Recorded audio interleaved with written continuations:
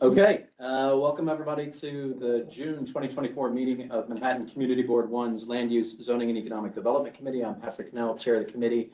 Our first co-chair, Laura Starr, is unable to be here. She's away on a work trip, and our newly minted additional co-chair, Meta Parsha-Khoury, was delayed on her flight back, so she's not going to be here on either. We also have CB1 overall chair, Tammy Meltzer, with us.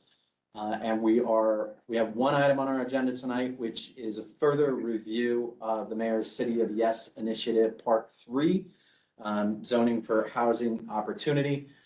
We have had a chance to have our document sent back and forth with the Department of City Planning, who's the applicant for this action, which is a citywide zoning text amendment. And we've gotten some answers back. We've shared that with all of the Land Use Committee members earlier today.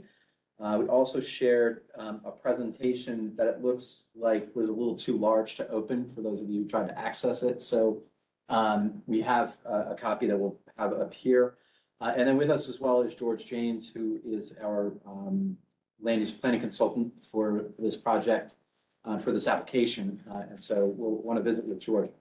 Just to frame the timing, for a second, we have until the application was certified at the beginning of May. So technically we should be, for a 60-day review, technically we should be issuing our resolution by the end of June.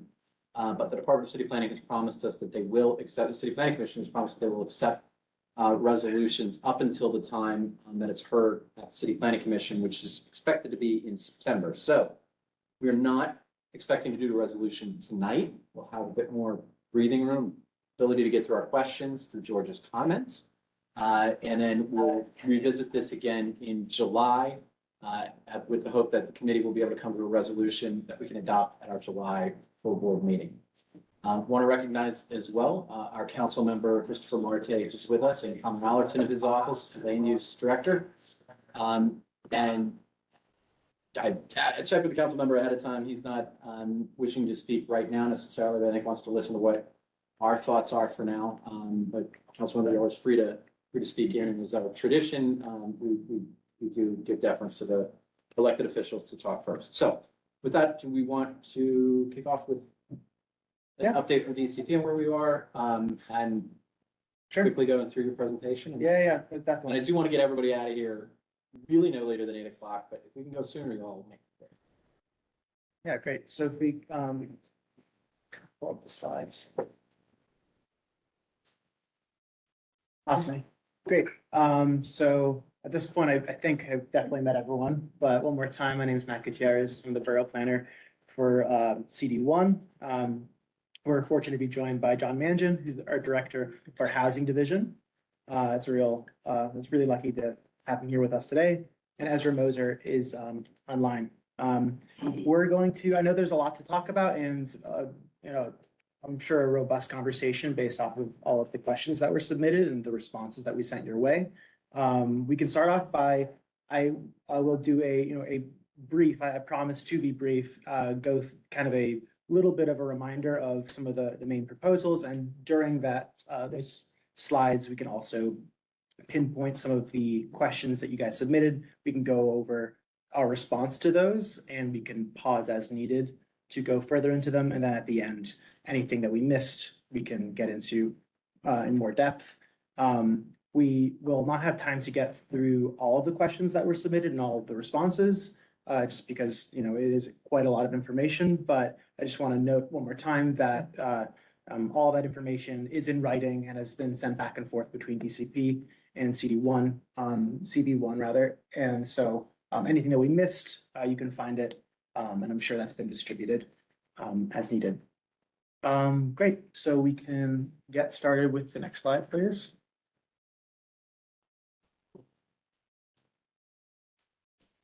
And while it may look like I'm not watching, I'm actually going to look at the slides on my laptop so I don't have to connect around. Sure, that works. Okay, so again, the main components of this proposal are broken down into medium and high density proposals, citywide proposals, and low density proposals. We will go through those Again, we will do it more briefly than we did last time because I know we want to spend a lot of time on the discussion portion of our meeting tonight. But I'll also, because John rightly pointed out that I didn't really go into as much of the low density proposals, and it's important to know how wide ranging this proposal is and how all of New York City is pulling its own weight, including low density. So I'll spend a little bit more time looking at those, but I'll do more of a refresher for the medium and high density and citywide proposals. So we'll do that relatively quickly. Next slide, please. All right, perfect, thank you. So the proposal introduces the UAP, the Universal Affordability Preference. And as I've mentioned, this allows buildings to be 20% larger, so long as the extra space is occupied by permanently affordable housing, including supportive housing. UAP is modeled after existing rules that allow bigger buildings for affordable senior housing in certain areas, in certain neighborhoods, which is sometimes referred to as the AIRS program. UAP would allow for incremental housing growth in neighborhoods and encourage affordable housing throughout New York City. And on the map on the right shows where UAP would apply, namely in medium and high density, or R6 through R10 districts and their equivalents. Next slide, please. Perfect. So today, most medium and high density zoning districts allow for affordable senior housing to be 20% larger than they would typically be allowed to be. And UAP would expand this framework to all forms of affordable housing and supportive housing, so not just for seniors, making it easier to build more affordable housing and increased density in a very large geography, as you can see in the highlighted orange region. In districts that don't already have the senior housing preference, this proposal would also create a 20% bump for affordable and supportive housing. And some districts would also receive a height increase so that it's actually feasible for UAP buildings to fit the allowed square footage. Next slide, please. So this is just a rendering of how UAP would play out. I mean, this shows that it's a relatively subtle, on a small scale, a subtle change, but at a large scale can increase housing pretty profoundly across New York City. So without UAP, the building that is built according to base FAR for market rate housing is 8 stories. And with UAP in this example, the building can be 20% larger, which translates to an additional 2 stories, so long as that extra space is permanently affordable housing. Next slide, please. So we looked at this last time. Again, we can come back to this slide as needed later on, but this shows the proposed FARs as well as the base and maximal heights. And we're specifically looking at higher density districts here. You know, in the appendix, we can go to lower density if that's of interest, but obviously for this board, this is the most pertinent. I also want to note that R11 and R12 districts, which are showed at the bottom, do not yet exist. They are part of this proposal. And just know that if they are eventually mapped, they would first need to go through the Euler process and would need to be MIH. And so I can describe these more later on, but just again, if those at the very bottom of the table that is confusing you, these do not currently exist. These are part of the proposal. Next slide, please. So as most of you likely are aware, voluntary inclusionary housing, or VIH, is an optional affordable housing tool that was created in the 1980s. And as you can see on the map, the blue and green VIH areas cover a relatively small portion of the city, accounting for only about 13% of medium and high density districts. VIH AMI are set to 80%, or roughly $100,000 for a family of 3.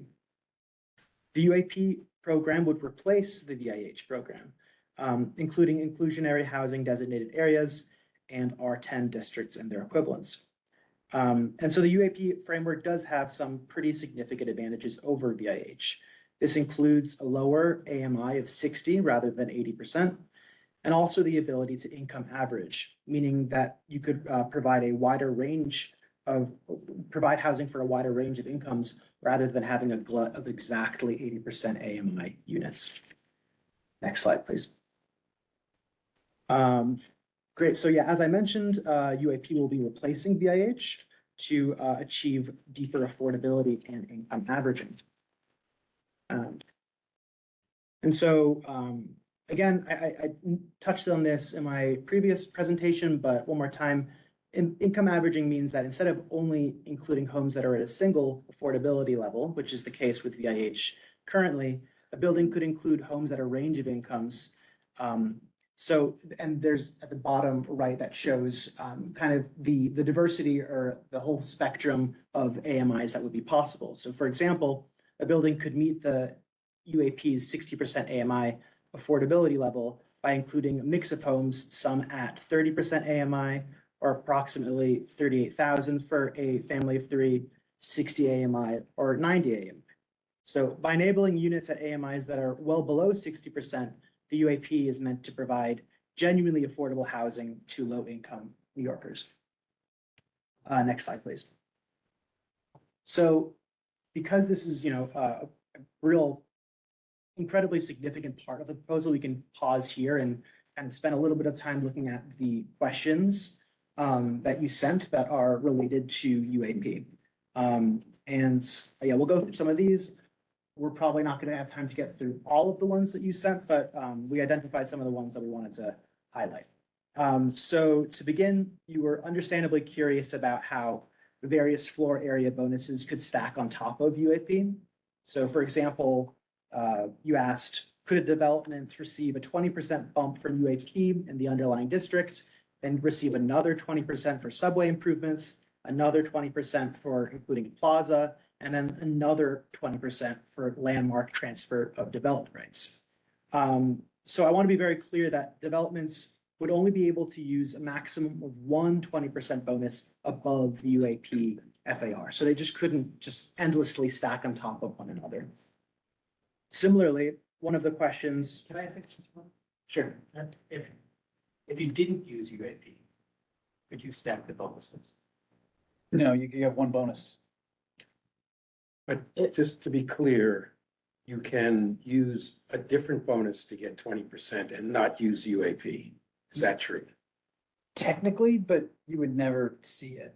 I mean, that I mean, you could situation, get- that get it. situation obtains today in our our voluntary inclusionary areas.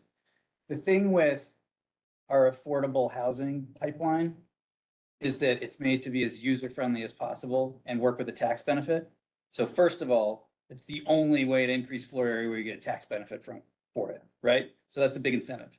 Second, HPD, DOB, they know how to do these. It's as of right, it's paying, developers know how to do it, HPD knows how to do it, DOB knows how to do it. If you're talking about landmark TDRs, it happens so rarely and it involves additional process with LPC that it's a hassle. And plus you got to transact with a counterparty over the value of the development rights, this, that, and the other, get your maintenance plan in order. Similar thing with a transit bonus. You got to deal with the MTA and figure out a bespoke project that's going to qualify you for the bonus. It's fantastic when people use it, but those types of things are always going to be exceptional. Whereas for the affordable housing, the name of the game is to make that as easy as possible. And you get the tax benefit for it too. So I would, bet my life on the fact that you are not going to see people substituting any other type of bonus for affordable. What about for condos? Uh, Yeah, condos, for condos, which is a big part of development here in Lower Manhattan. right. So, condos will have access to UAP like all other types of projects as well. We think that But not tax benefit. that's right. Since 2015, condos have not qualified for a tax benefit very intentionally. It was part of an effort then to try to shift incentives towards rental. And the housing opportunity proposals do that further by subjecting every lot in medium and high density districts to an inclusionary framework, where if you want to max out your lot, you absolutely have to provide affordable housing. There's like no other way to do it. So when developers see that they have the option to do it with rentals, with a tax benefit, it will change that calculus in that direction. That said, I was just talking to HPD today. where they do expect some condos to do UAP in R10 in particular, using the offsite option. They've already gotten questions about that type of thing. And so if they want to provide the affordable housing to get an extra 2 FAR or whatever in R10, God bless them. If they don't use UAP, they're stuck where they are today at 10. In fact, they're stuck below where they are today. Today, under R10, you can get up to 12 with 5% affordable housing. We're ending that. You can't get above 10 under UAP unless you provide affordable housing for everything above that 10 FAR. So, some people would see it as a bug. We actually see it as fixing some of our longstanding problems in our 10 areas and with condos, and continuing part of that process of trying to incentivize rentals over condos. I want to recognize, Vicky, you got your hand up. You can I do, unmute. thank you. I wanted to ask if you just mentioned offsite. Does that possibility still stay as we move on with the new rezoning? And does the board know what offsite is about? So offsite will remain available for a period of 10 years in the areas where it exists today. And the areas where it exists today are within existing inclusionary housing designated areas. That's sort of the basic voluntary inclusionary program that includes medium R6 through R10.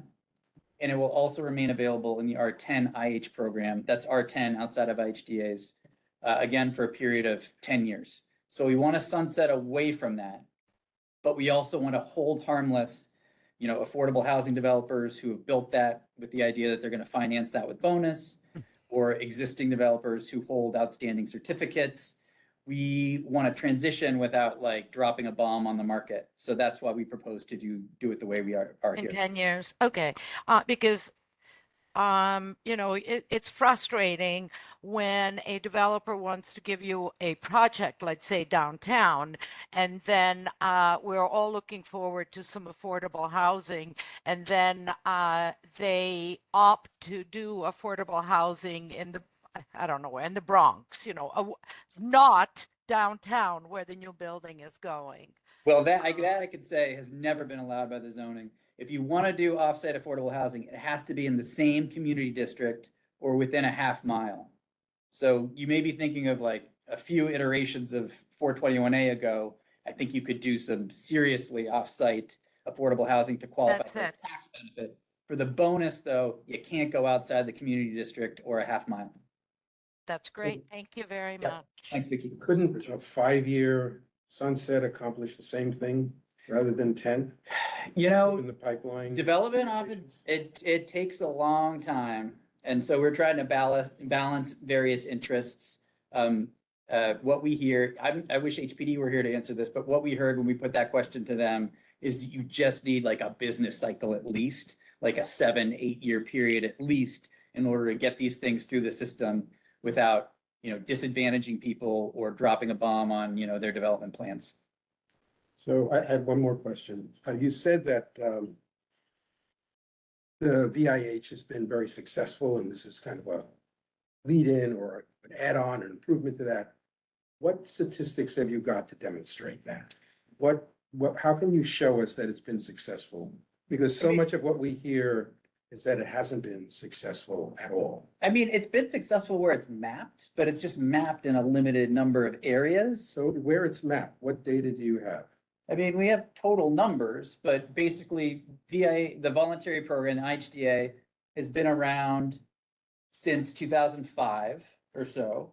It's started, in a few different areas. It grew to other places over the next 10 years or so. And it's produced maybe 5,000 or 6,000 units. I have the numbers here in my phone. I was just emailing with Lizette Chaparro from Manhattan Borough President's Office about this not long ago. We kind of perfected the model, how it works, where it's zoning that works in conjunction with a tax benefit to provide more affordable housing at lower AMIs than either does alone. And so the next move, if you really want to supercharge it, is take it from a program that applies to about 13% of medium and high density districts and apply it to 100% of medium and high density districts. So while we've gotten thousands of units, I'll look it up as soon as I'm done here and let you know.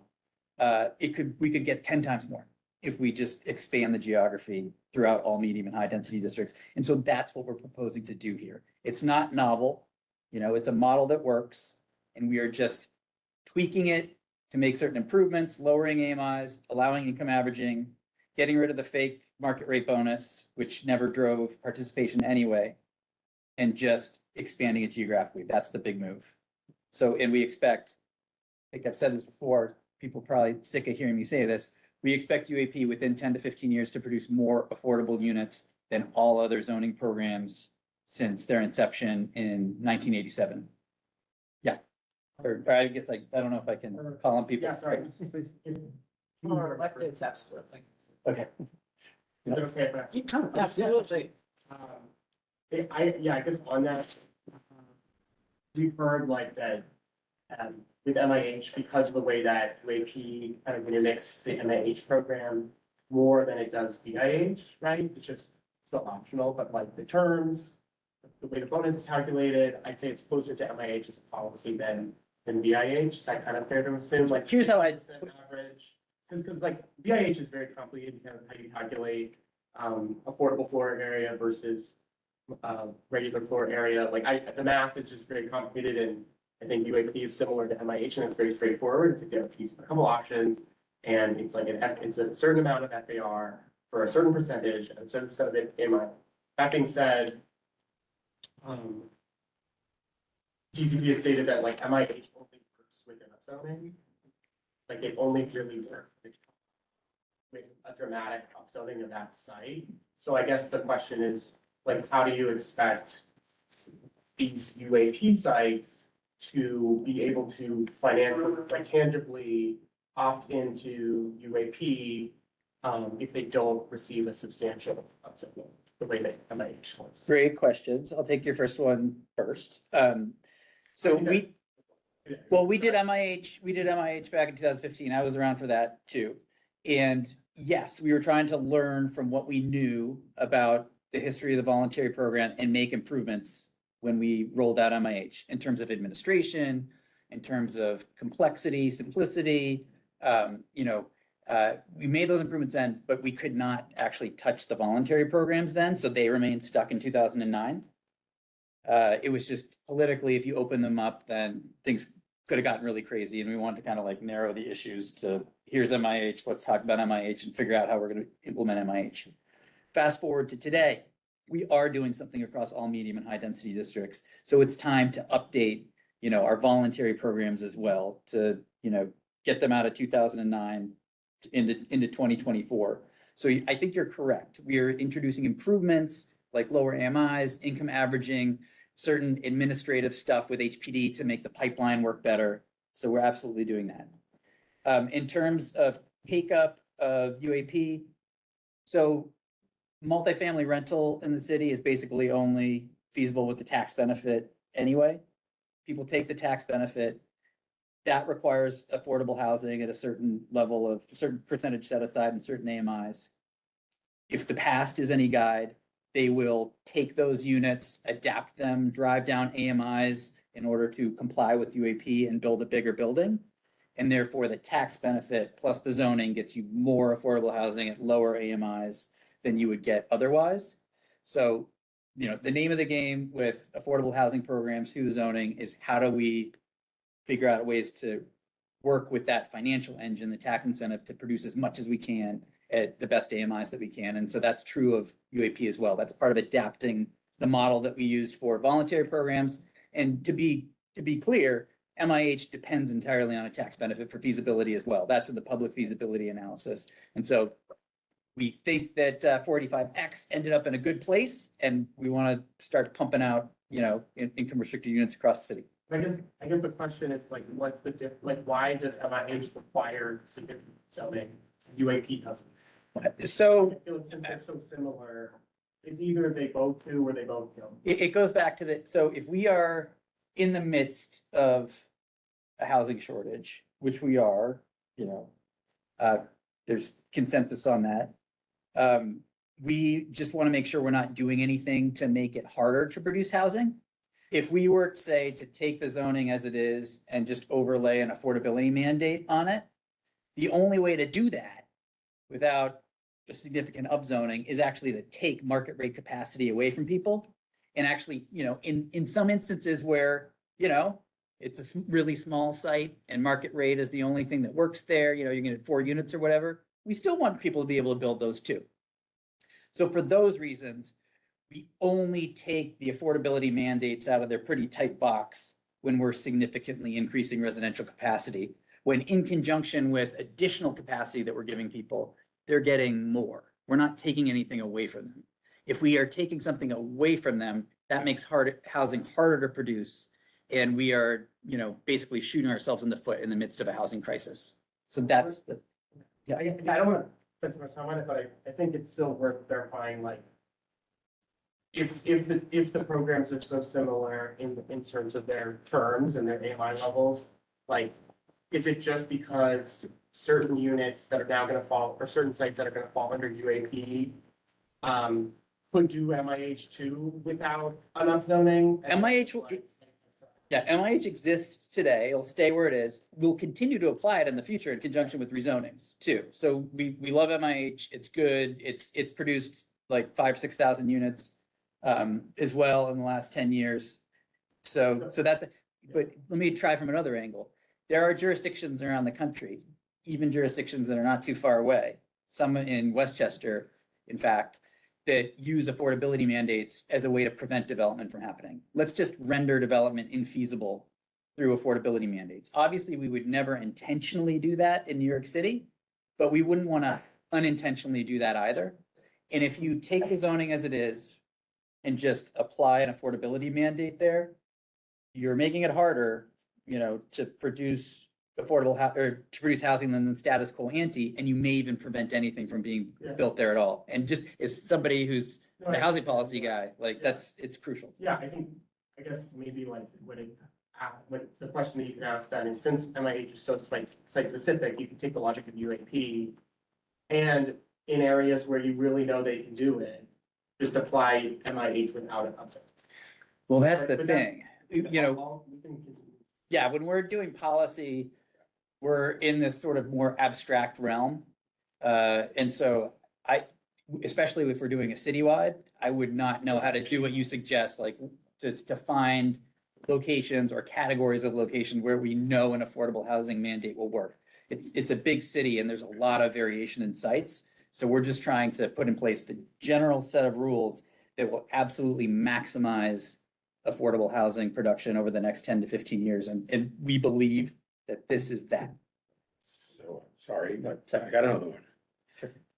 But in the same topic. So there are other changes which you hadn't previously discussed with us that change the ability to build within certain distances of buildings and infill and all of that.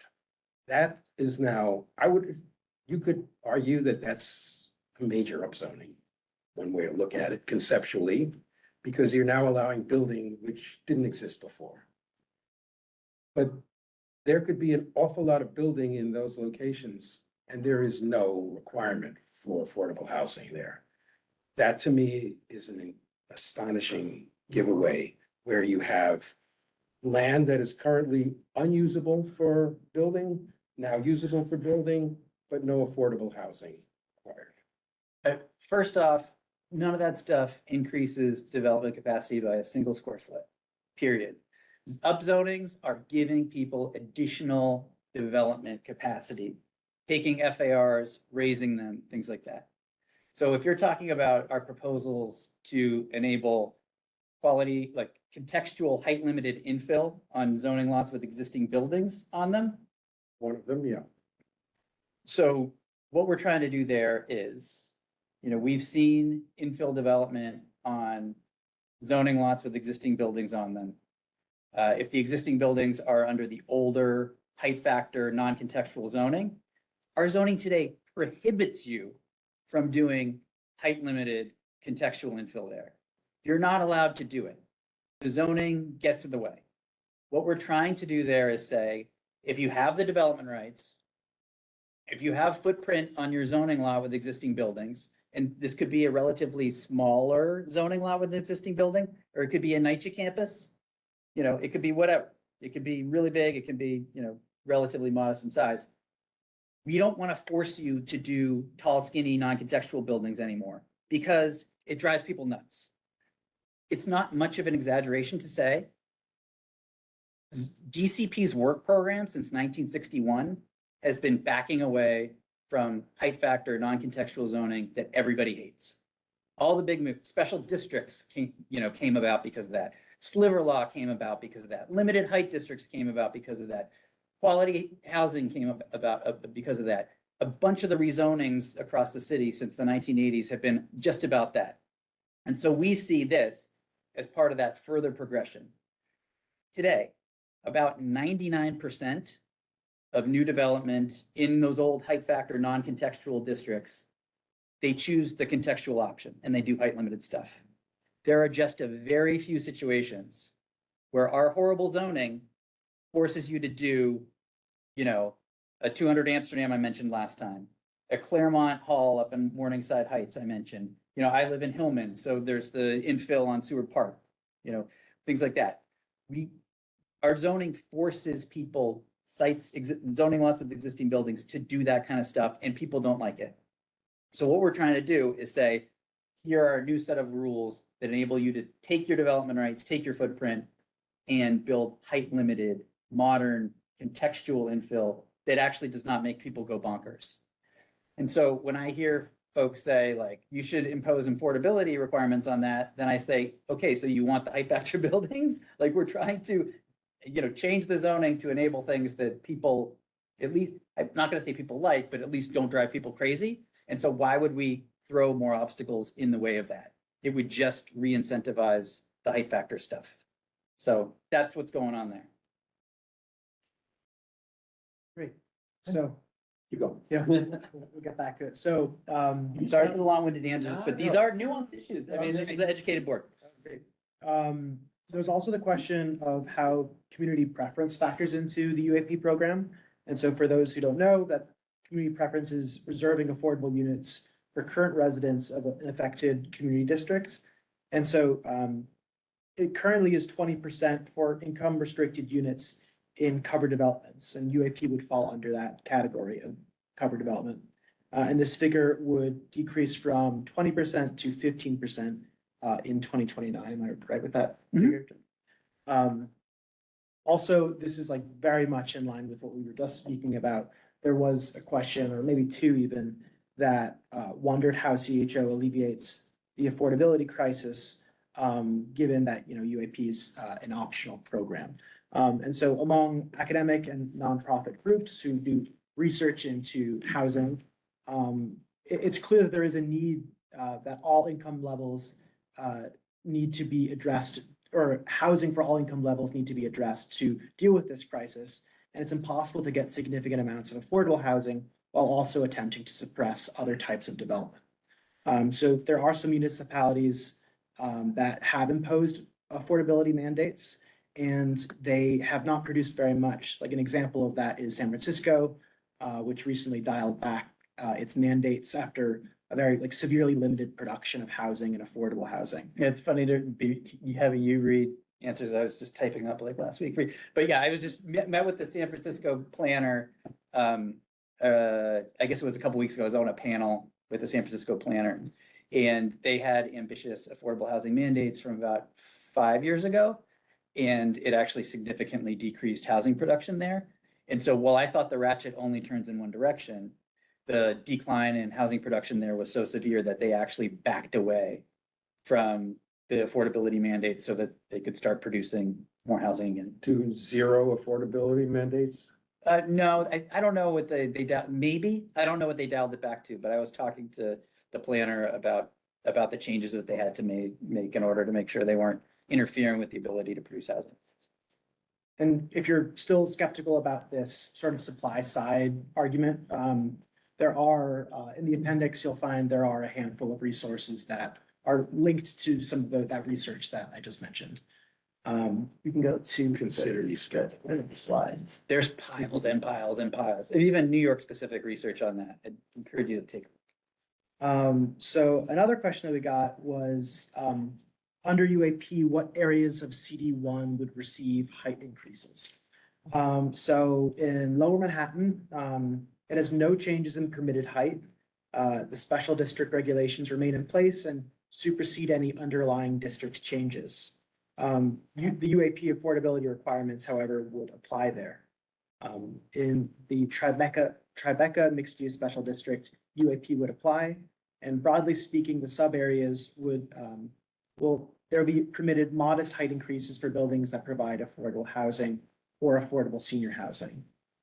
In Battery Park City, UAP will apply, but no increases in height are being proposed, and all development would still be required to get the approval from EPA.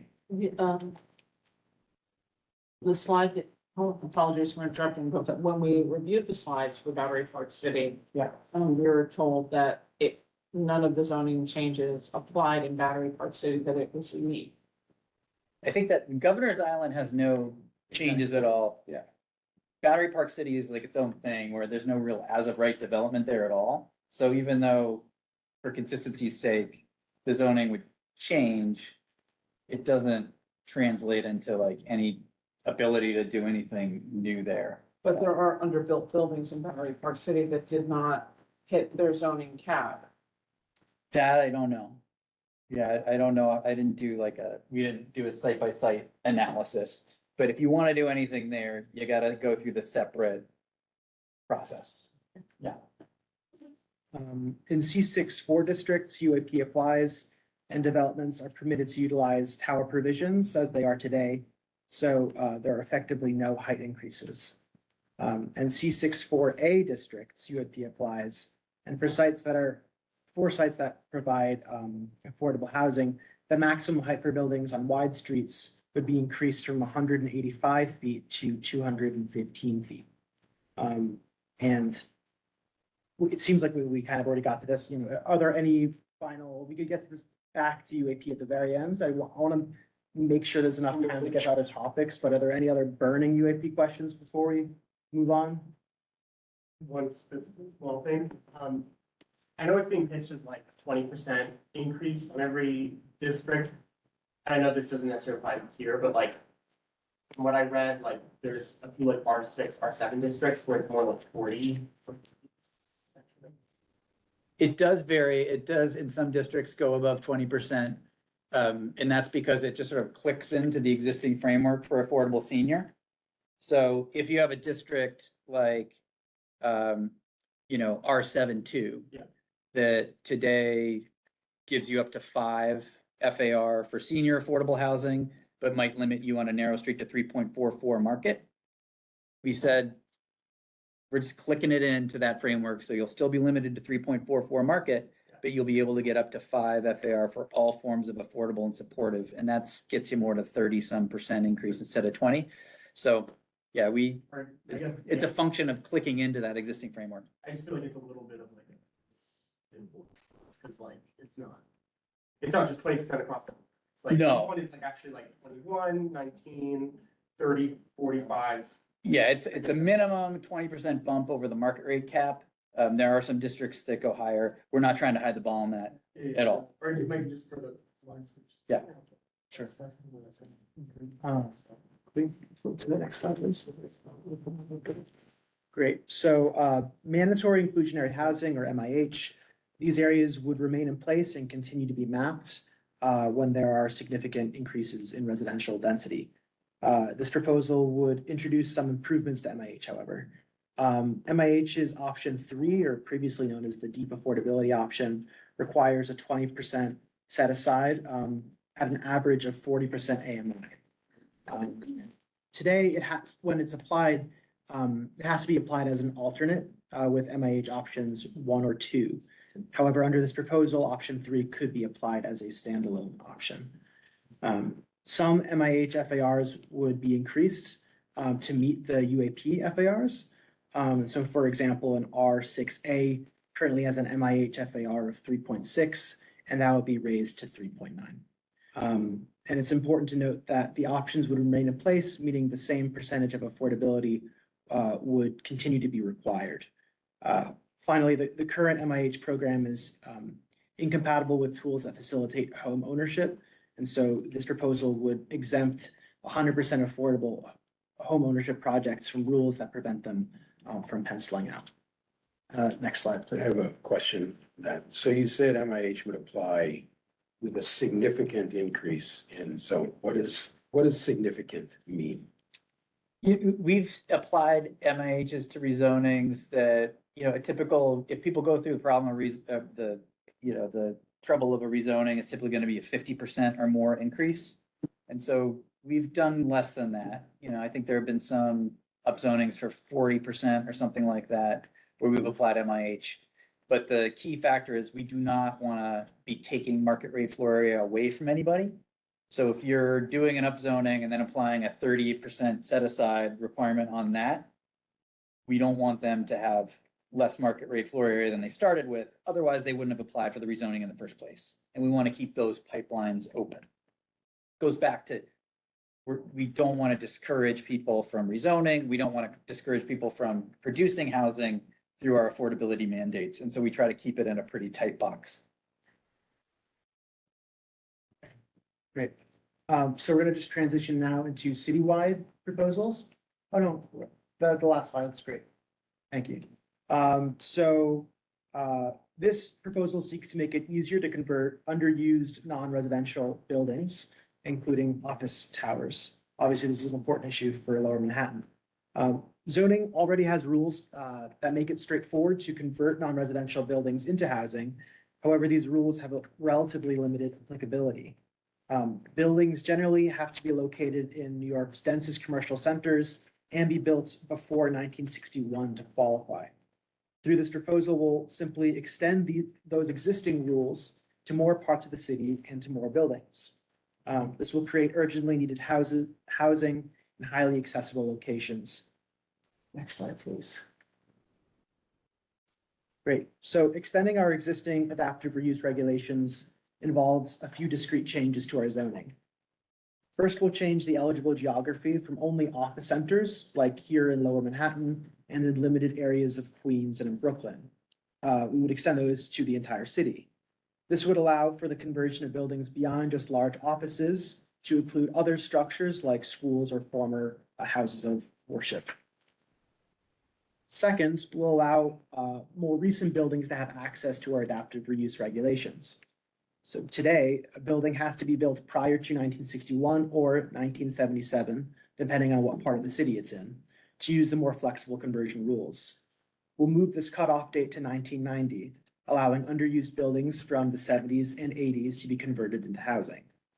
And finally, our current adaptive reuse regulations only apply when a non-residential building is converting into traditional apartments.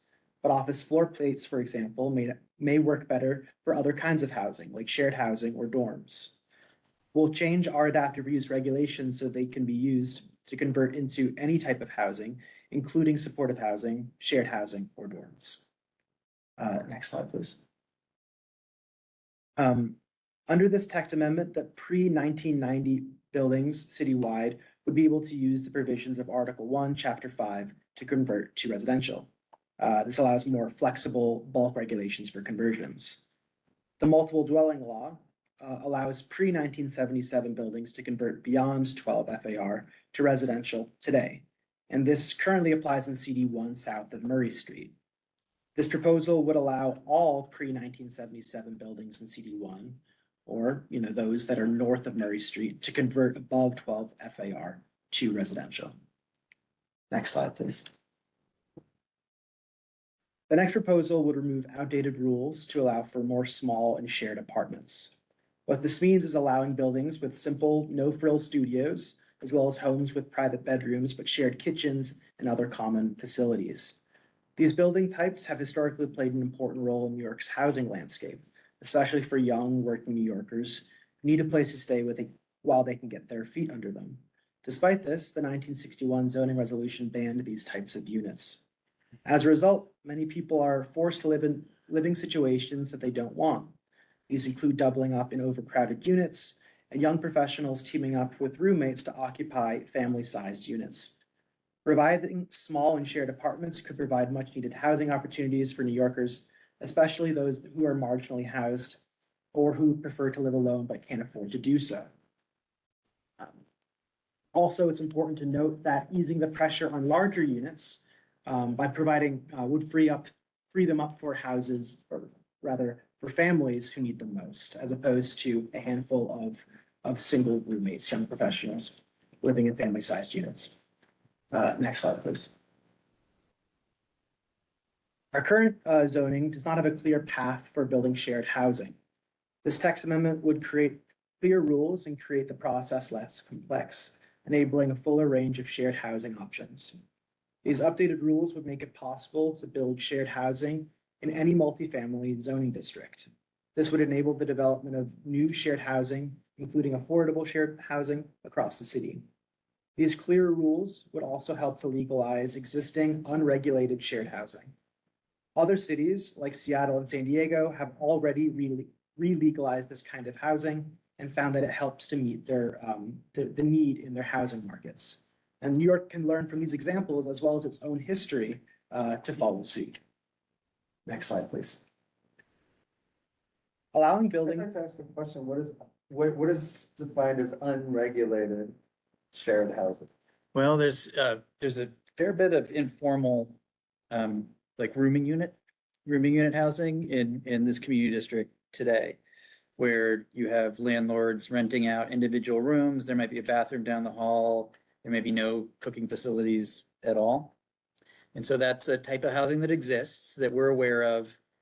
I'm working with HPD and some organizations that work in the area, like AFI, like MFY Legal Services, like Take Root, on ways that this set of initiatives can actually preserve those units and protect the tenants who live there. And so that when we say informal in this context, I actually have this community district, or I guess that's CD3. It might be, yeah, sorry about that. There's probably some in CD1 as well, but in Lower Manhattan anyway, that's what I have in mind when I'm thinking about this. So This allowing. would be legalized now. Yes, with regulations in the Housing Maintenance Code in order to, it's a type of thing that effectively happens informally today.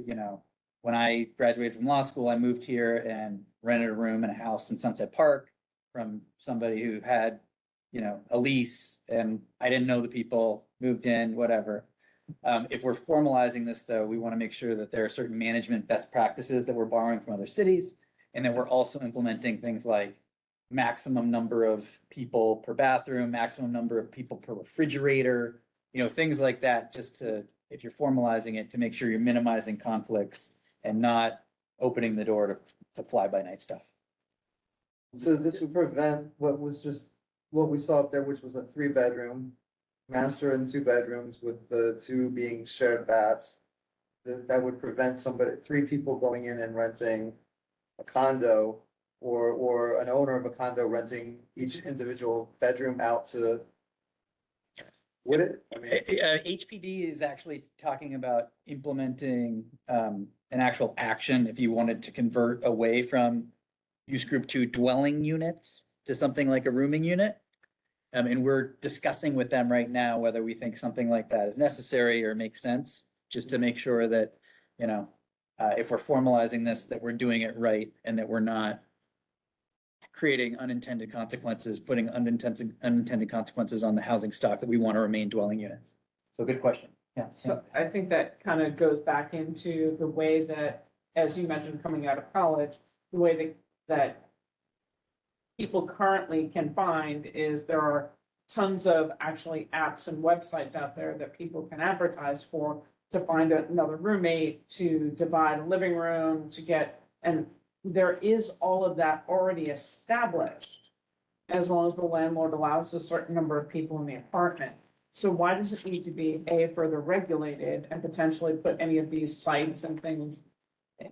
Where is that? And then on the flip side, we have landlords who will not rent to families a 1-bedroom apartment that's square footage wise large enough, right, to a couple with a child or a couple with two children, even though it's a 900 square foot, one bedroom. Because they say that since it's a one bedroom, they don't have to. Gotcha. So yeah, there's a ton of informality in the housing market today, like a ton. Everything from effective shared housing, illegal basement apartments, informal SROs, things like that. I actually think of that as like our fault, like city planning's fault. If we are not doing our job to enable enough housing and enough types of housing, like people gotta live somewhere and they're gonna do that. I am very upfront about this. I was at the Brooklyn Borough Board last week and somebody was very upset about illegal basement apartments in some parts of the city.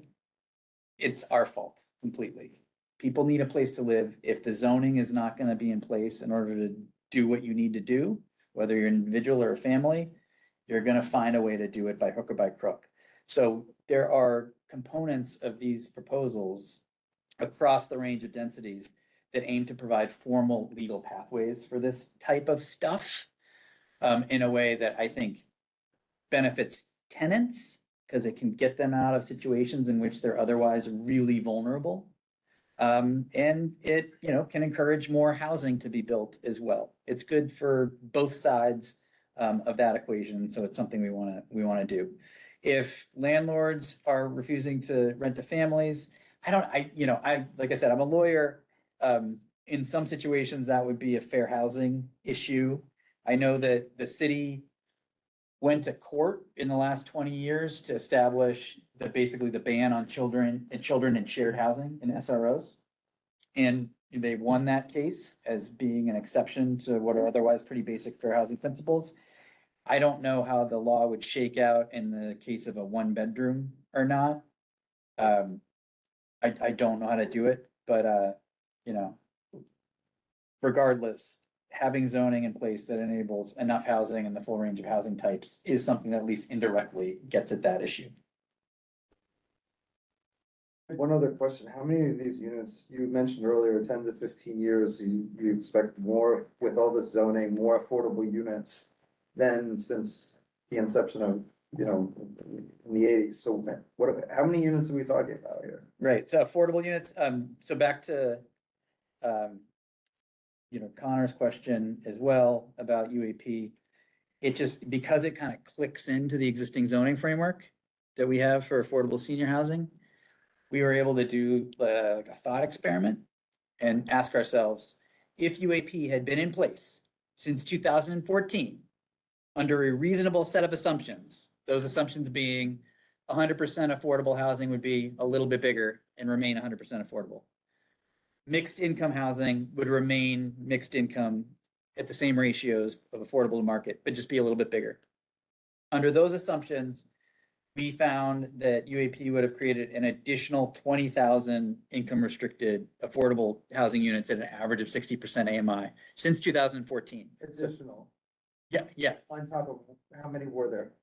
This is stuff that I don't know overall how many there were, Okay. but this is an increment. So we can attribute this to UAP alone, as opposed to like trying to take credit for stuff that would have happened otherwise.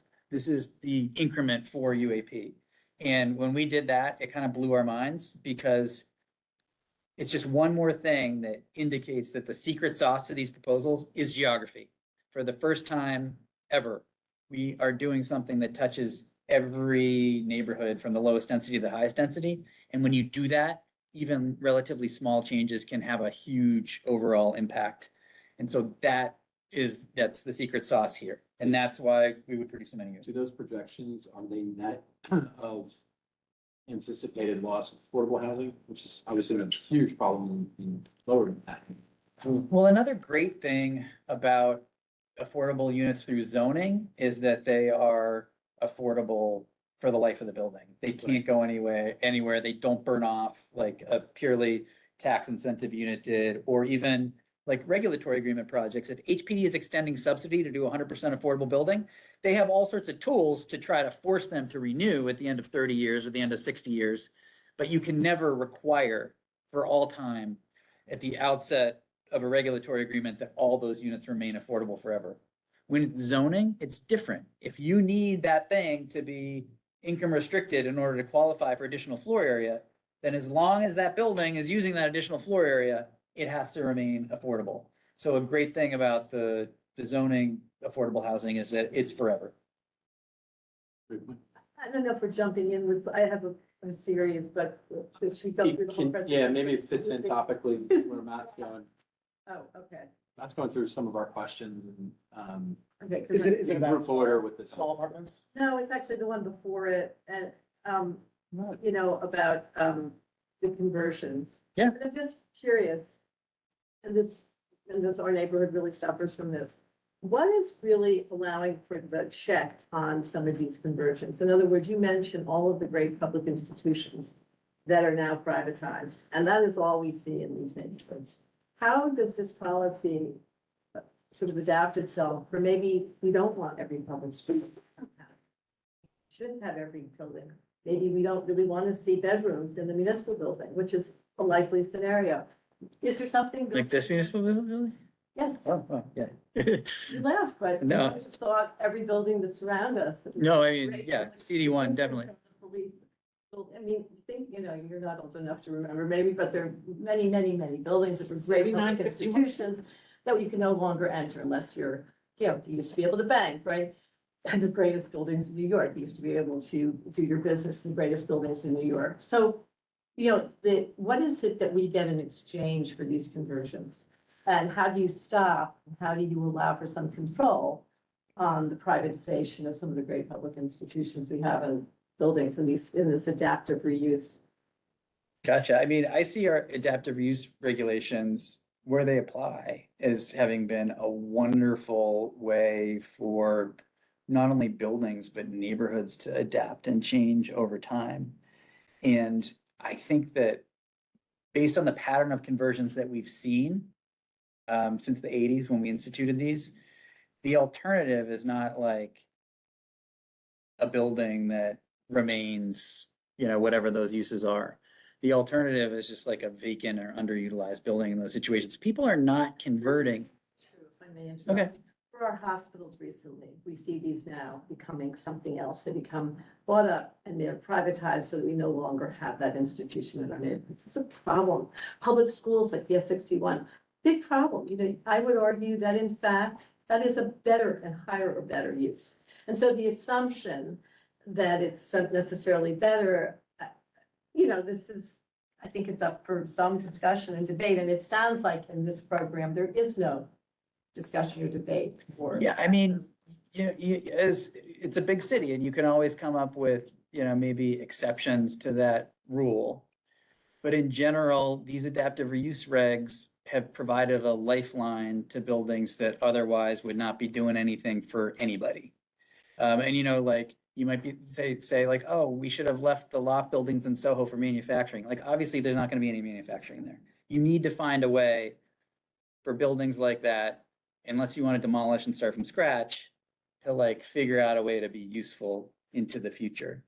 And so when we're looking at the types of office buildings that have made really great conversions, it's like office buildings that nobody wanted to use for offices anymore. Appreciate what you're describing. I hope you can appreciate the point I'm making. And it sounds like the answer here is that there is nothing built into this program that allows for that question to be answered. There is nothing that allows the public to opine on whether they'd like to see their public school become market rate housing. And if I'm not mistaken, when you speak about urgently needed housing, you're going to say that we urgently need market rate housing in New York City. Is that? Of course, without a doubt, without a doubt, absolutely, without a doubt. Like this is, Curious. I wanna make this, sure that's- you know, this is not really, you know, maybe in some rooms, but it's not really controversial anymore. Like there is, I will say, among any academic institute, any nonprofit housing research organization, absolute consensus that more and more parts, more and more cities in America are just suffering under severe housing shortages in a way that, you know, immiserates the lower income folks the most. Just wanted So- to make sure it was urgently needed market rate housing that we're speaking of. And so, anyway, and with public so- schools, it's only if if SCA or if DOE doesn't want to, nobody's ever forced them to convert anything. You know, it's like that public school is going to be, has been abandoned. Can we find another use for it? And there are Catholic schools all over the city now that are looking for what we've heard from the faith-based organizations across the city to say, please, please, we don't need this, convent anymore. Like we have 3 nuns living in it. It's time for them to go to retirement homes. Like, please help us figure out a way to make productive use of this property. And we want to be responsive to that. Sorry. So I might argue that when you look at CD1 as a case study for what we're talking about, we've had a ton of market rate housing added to Community Board 1. And according to Senator Kavanaugh, we are also the district that has lost the most affordable and stabilized housing in all of the state. And since 9/11, gained and lost. What we have lost has all been replaced, and all the new buildings have been replaced with market, which has netted us the number 1 and number 2 most expensive real estate in terms of the rental or purchase market in New York City, New York State, and nationwide. Has not netted us affordable housing. So for you to say, well, don't worry, we have such a shortage, this will actually help you, we're kind of the opposite of where you are. We have seen that the addition of market has driven the market up and has not stabilized, has not provided affordable, has squeezed people out of our public schools. We did not have enough housing and enough seats. We got brand new schools built, tons of housing. And as this housing went away and market, we're an 80-20 at best location. Our schools now have gone from wait lists to underfunded and under-enrolled. And most of it is because of market rate housing. So I hear what you're saying, that we need more housing because you'll get housing and it'll get you affordable housing, but we're already past that here. And unless those cities gonna undertake covering over the Brooklyn Battery Tunnel, or we lose another state, city, or federal building, it's very hard to see how this is going to help us. We have heard Water Street and with the mayor standing in our neighborhood going, isn't this great? More conversions of commercial. And we've had Redney come and talk to us and real estate talk to us, how expensive converting commercial is, and therefore it has to be market. So I keep looking at these saying, this may be great for a CB that has lots of land left, that has buildings that may go. I'm having a lot of trouble seeing how this in Community Board 1, which is my chartered responsible role, is to vote for how it works for our area. Not how it works for sections in Flushing or sections in the Bronx or even Harlem, but how this works and dovetails into what we need in CP1.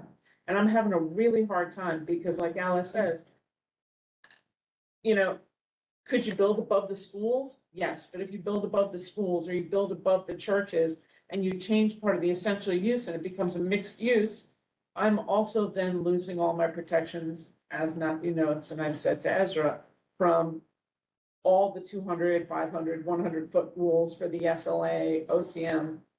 It's a large combination of things that I don't see how this works here.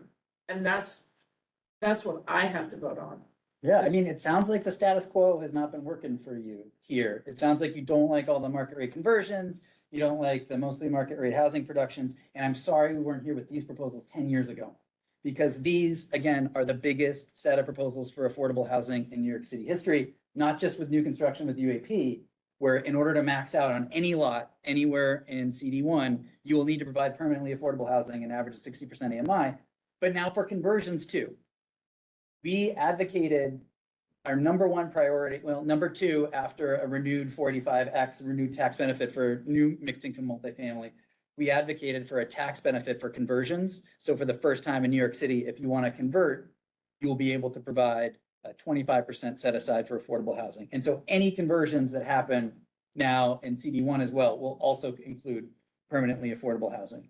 And so while I'm sorry that the path of development here over the last 10, 15, or however many years has not been optimal for you, I see these as absolutely the solutions to those. If you have recommendations of ways to make them better or other things you'd like to see, we're all ears. But this is a solution to that problem, especially in high-income areas that have either not been producing housing at all or have produced a limited amount of affordable housing. Again, these emerged directly from our fair housing proposals that we did, fair housing reporting we did in 2020 with HPD.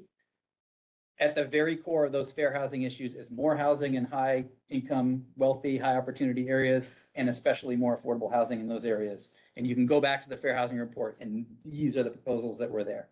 Can I put kind of a practical and real Yeah. question mark on that, which is there are roughly, I think, an estimated 3,000 or so apartments in the pipeline under commercial conversions, just in the financial district. That's just one part of CD1.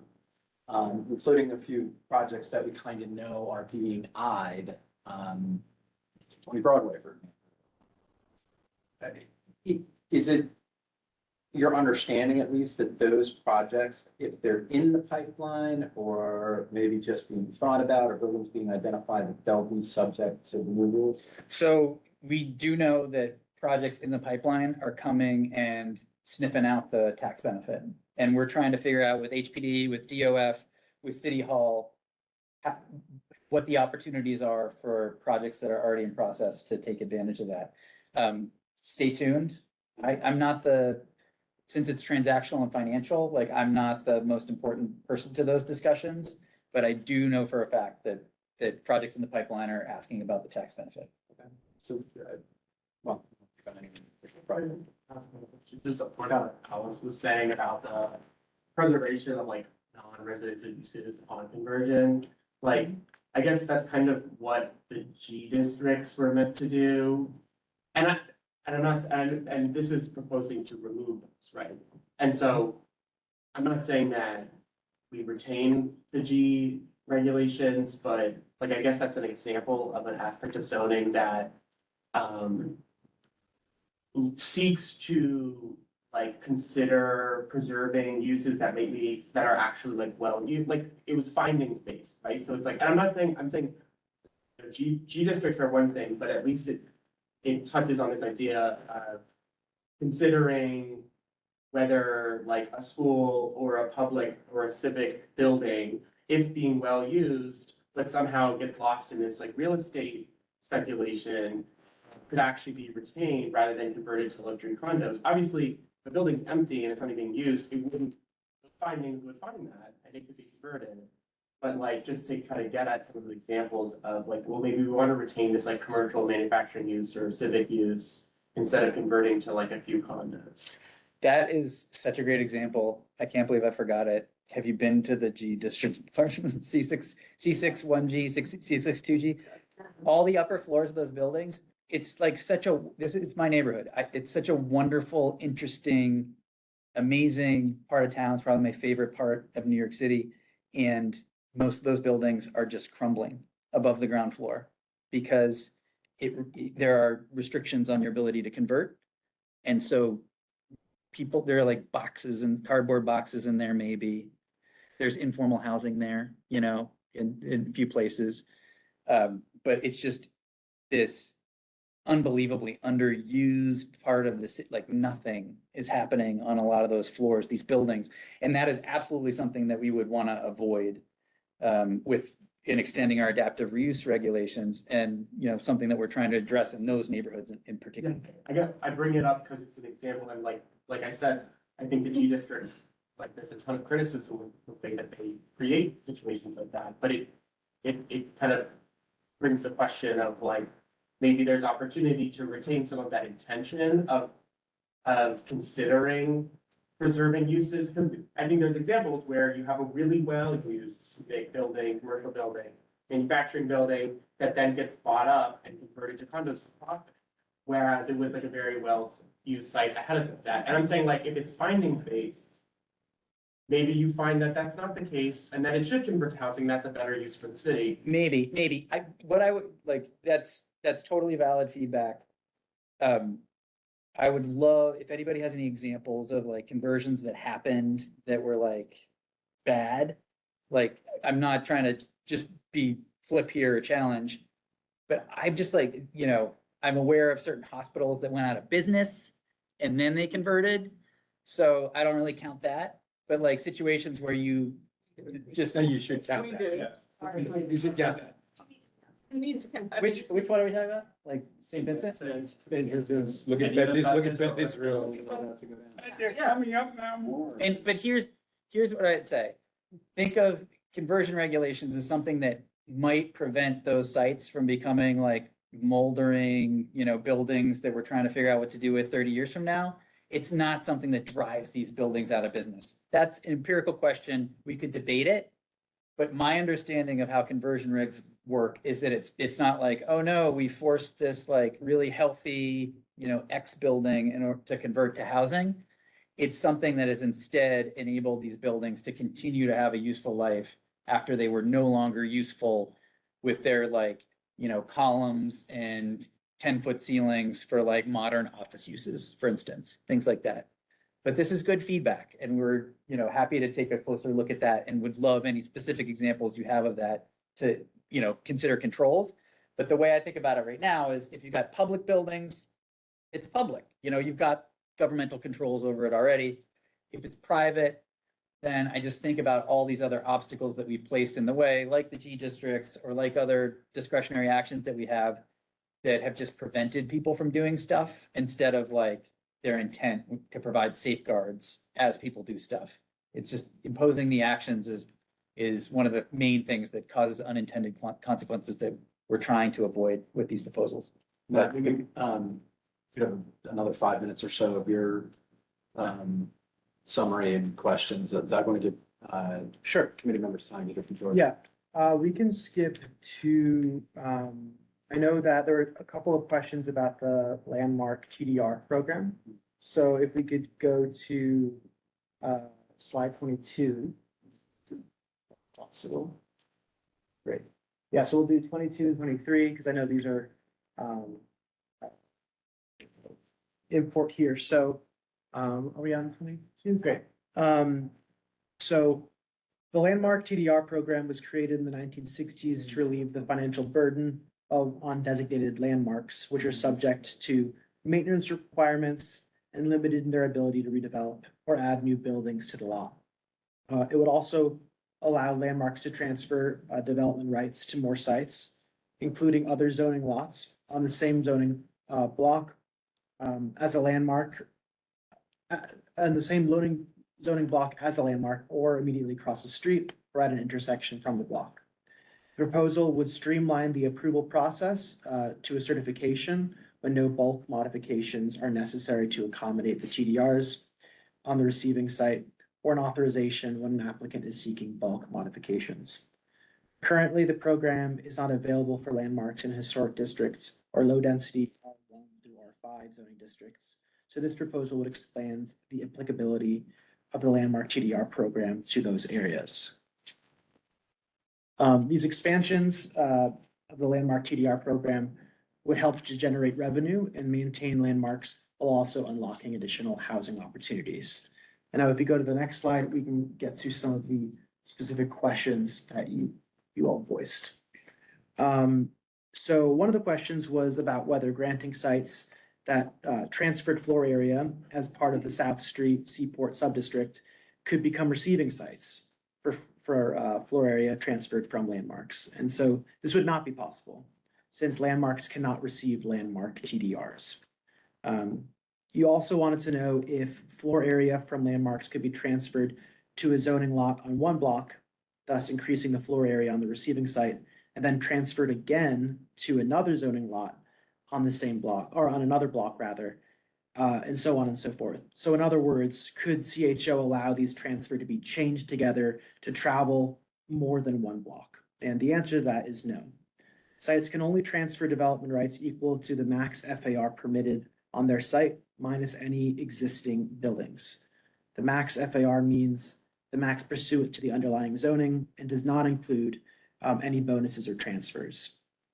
CHO maintains existing frameworks that allow floor area transfers to exceed 20% of receiving sites, FAR, in 15 FAR districts where such transfers are unlimited. So this is already how the program works, and CHO would not change this at all. And lastly, there was a concern about landmarks that would not require receiving sites to provide affordable housing. And while this is true, providing affordable housing will remain by far the easiest method to increase floor area. And I think John noted some of these reasons earlier. The tax benefit provides a powerful incentive not available for other bonuses. Developers and HPD or DOB know how to do these sorts of bonuses without minimal process.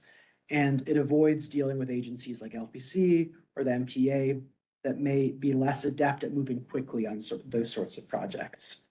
And so I know we want to transition to more of an open dialogue as opposed to this. So if there are any questions about landmark TDR, because I know that came up as a yeah. Sure. Is it a landmark building or any landmark, any building in a landmark district? Yeah, only individual landmarks, like as it is today. And I apologize. Yeah.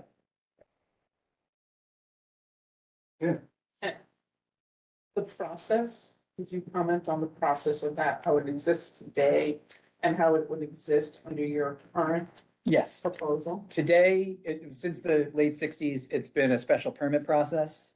which comes to the community board? Special permits in the sixties. This is, Board of Estimate days, pre-Euler. They're not what they used to be. And so over time, the amount of process around special permits has evolved such that very few, we've had about 12 landmark transfers since 1968. It basically means that they don't happen. We're proposing to reduce to an authorization, which does go to the community board and to CPC if a receiving site needs any bulk modifications in order to accommodate those TDRs. Worth noting that an authorization today is way more onerous than a special permit back in the 1960s. If you do not need any modifications, zoning modifications on your receiving site to accommodate those TDRs, you comply with the zoning, then it would just be a certification, which is a ministerial action rather than something that requires environmental review, public hearings, approval, things like that. We have hundreds of thousands of square feet of unused development rights coming off of our waterfront. Because we have a large scale general district now at the South Street Seaport. Have you studied where those air rights can now go under your plan? Development rights within a large scale have to stay within a large scale. They can't cross the boundaries. So, if they're, large scale general developments are a special permit process that requires you to define a specific. It exists already.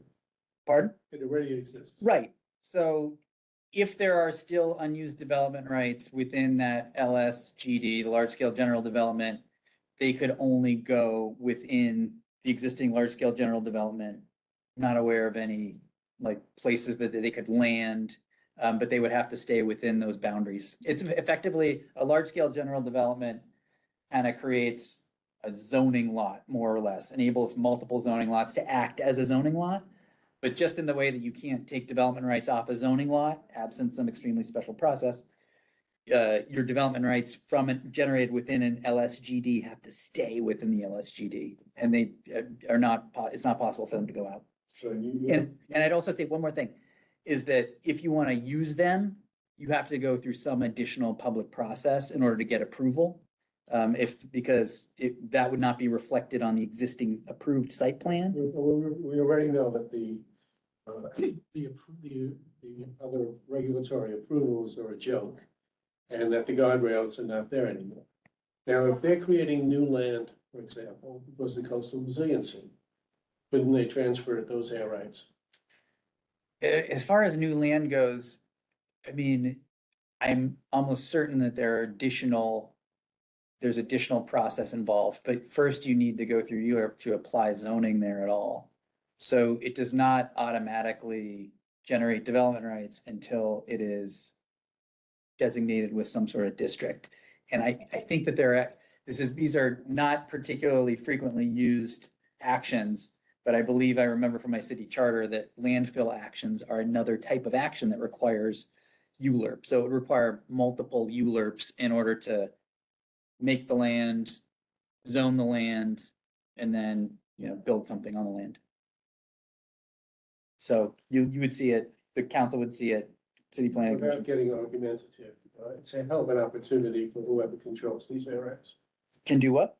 It's a hell of an opportunity for whoever controls these areas.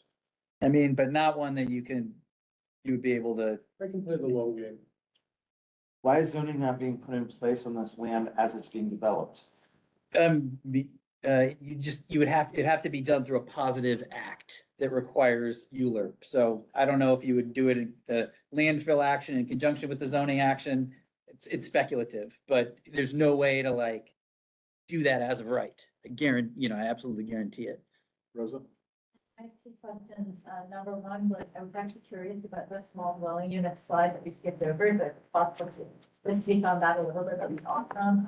The second question was, you're saying that they can be data trained, but is it possible theoretically to, let's say, have a site that purchases air rights from the landmark and then theoretically sells their own, like, native to their land or area to another, let's say, contiguous property neighbor? Well, the only sites that have the ability to transfer development rights off of a zoning lot would be an individual landmark anyway, so. No, but you could, if you have a contiguous neighbor. If you created a larger zone? The regular process of, let's say I was able to get, I don't know, 20 square feet from a landmark, and I have, let's say 80,000 square feet, could I sell my own? So you're talking about like a zoning lot merger? Yeah, I mean, you would, if you had a zoning lot, however defined, within the transfer radius of a landmark, you could transfer development rights to that zoning lot. And then just as it works today, you can apportion the floor area generated by a zoning lot anywhere on that zoning lot, consistent with, zoning regulations. So that would be, I don't know, I don't see anything frightening about that, but that's the way that it would work. Yeah. And you could do that. It's not this part. Yeah, the new part with CHO would be your landmark could be a little farther away. You could get development rights from a landmark that's a little farther away than you can today. Rosa, what was the other thing you wanted to see? Oh, the small. The small dwelling. apartments? Yes. Yeah, if we go to slide 19, I believe. Was this the slide you had, Mike? No, there was another one. It was after that. After? Oh, no, well, there's the dwelling unit factor. That's it. Dwelling unit factor. They're gonna scrub dwelling unit factor. Yep. So allowing buildings with more small apartments would involve changes to the dwelling unit factor, which, as I'm sure many of you know, is the measure of the minimum average unit size in a building. The zoning rule requires buildings to have a mix of large and small units if they want to max out their space. The dwelling unit factor is outdated and redundant with other codes that do a better job of regulating minimum unit size. Under this proposal, the dwelling unit factor would be removed in transit-rich areas like CD1 in what's known as the transit zone, which is shown here in dark. Oh, actually on the next slide, I believe. Oh, sorry. No, go back. Maybe the one previous one. Yeah, so as you can see, this entire district is in dark green as it is in the transit zone. Buildings would still be subject to rules like the housing maintenance code and the building code, which do set minimum sizes for livable rooms and require windows and other measures for safety and livability. Income restricted housing would still be subject to existing HPD rules about bedroom mixes. Like I think I related last time, we've always looked at dwelling unit factor and been like, this doesn't walk like a land use regulation. It doesn't talk like a land use regulation. Where does it come from? And like I said last time, we went back to the CPC report that instituted it. And it's because the commission was afraid of Manhattan being overrun by stewardesses. Like literally, they were afraid of, just creating a ton of units for these fly by night, single ladies who would, take over Manhattan or whatever. It like never had a land use rationale at all. We would love it at city planning. It would be great for the city if, eliminating dwelling unit factor in central locations would lead to the creation of a bunch of like developments that are just full of, no frill studios or whatever. In our consultations with, folks who are more familiar with the transactional side, we don't believe that would actually be the case. It's not like gonna unleash the market, even though, there's a fair amount of need there. That said, it can create opportunities on the margin for these types of projects that we used to produce, that we used to see, and that used to fill a pretty valuable niche in the housing market as like a first stop for people coming to the city. So they don't have to go, take family size units in Sunset Park like I did when I came here after school, or things like that. Thank you. I actually think that's a real positive. I think that there's an enormous need for this in the city. I know lots of people who, even in their 50s are rooming with people because they can't afford their own. It is kind of funny. People tend to think of it like small units, like that's undignified, or like you're going to warehouse people in small units. But I kind of think the dignity considerations cut the other way, because there are so many people that we do force into shared living situations that don't want to be there. We talked about this the last time, and I thought it was a great idea as well, the shared and small apartments, but then we spoke about, well, what incentive does the developer have to make these small apartments? And you agreed that that's gonna be a tough sell. So exactly who will be building these types of units? What would be attractive to a developer to do that? Yeah, I mean, the core of these proposals has always been HPD's work on small and shared models for regulatory agreement projects, and we kind of built out from that. There are some neighborhoods where we do expect to see, more small units. It's just not like the highest value parts of the city like we're in right now. Maybe a conversion, where you want to try to not have a restriction. That helps. There are a lot, the existing adaptive use regulations use the dwelling unit factor. And so we've forced a really expensive reconfiguration on certain projects that could have otherwise been done more cheaply and served a different niche of the market than what came out on the other end, where you had to combine multiple units into like a 2 or 3 bedroom apartment. Okay, Resolution on this? no, next month.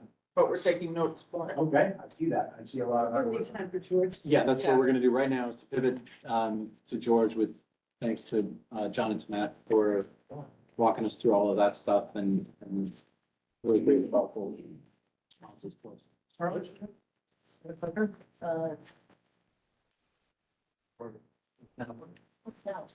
Okay.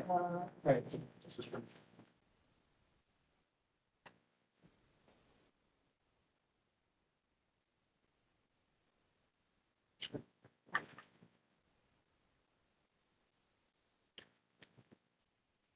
All right, so next, and so I'm not going to repeat everything that's been said here, all right?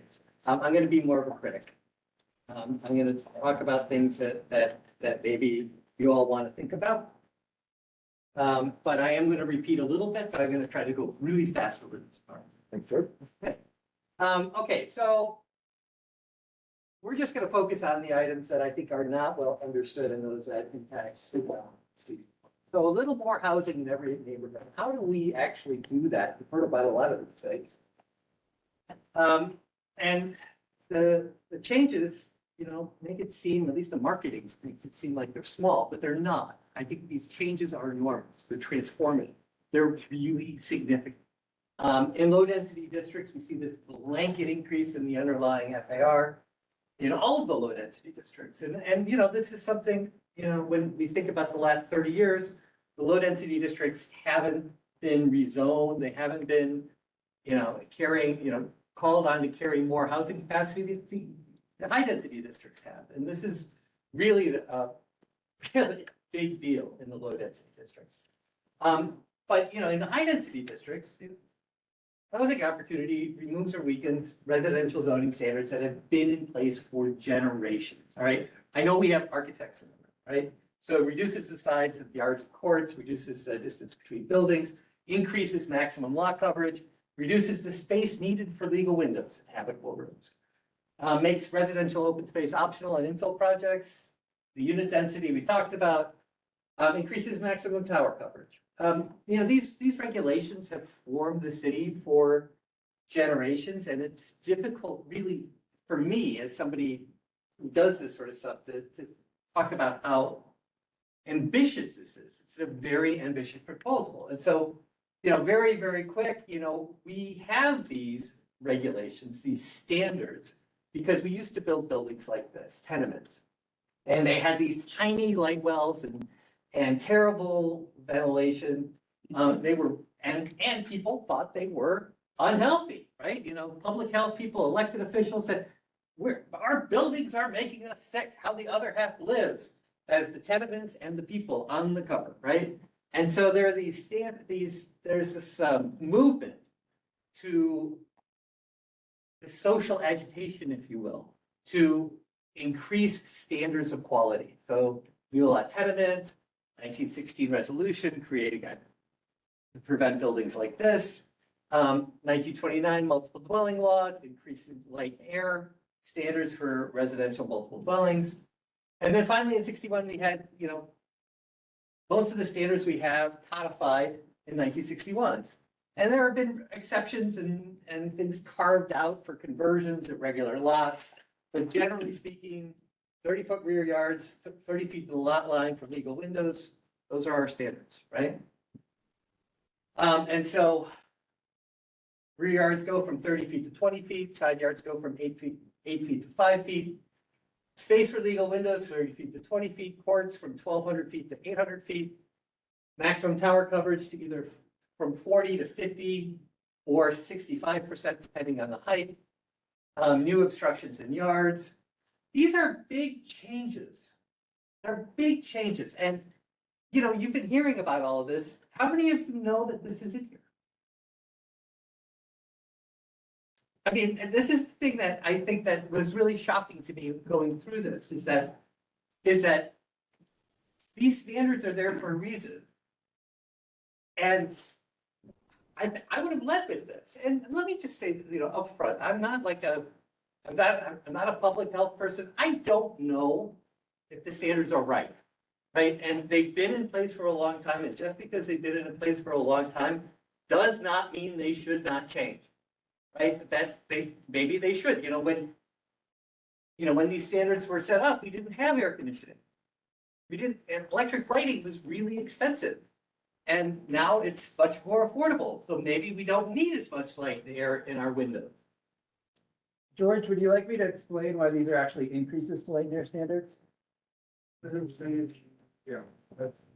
I would argue that a dialogue would be constructive here to really understand the response. I can wait till the end, but these are absolutely increases in light and air standards, and I would love to explain why, whenever the CB thinks it's appropriate. Hear it while we're on. the point. Yeah. All I would love I that. want to hear it now, yeah. Okay, so when we implemented, Can you go back to the slide, I'm sorry, that If I showed, can and go then you back- answer okay, here we go. exactly what the slide is showing. and I have illustrations of this point too. It came up the last time we met here. I don't think, George has not penetrated his presentation. When we implemented the 1961 zoning and then through quality housing, we established 30 feet as kind of the fundamental dimension for a rear yard, for the minimum dimension for a court, for window to lot line, 30 feet. In conjunction with, for instance, a 70% lot coverage maximum for quality housing. You can see how those all go together. If you need a 30-foot rear yard on a standard 100-foot deep lot, you need to have 70% lot coverage maximum. So we implemented that. We see quality housing as a pretty significant improvement over Tower in a Park from 1961 that everybody hates. However, by changing that dimension to a minimum 30 feet, we forced all development to be in bar buildings. These are bar buildings with double loaded corridors where you have one corridor that goes from one end to the other with apartments on either side of the corridor.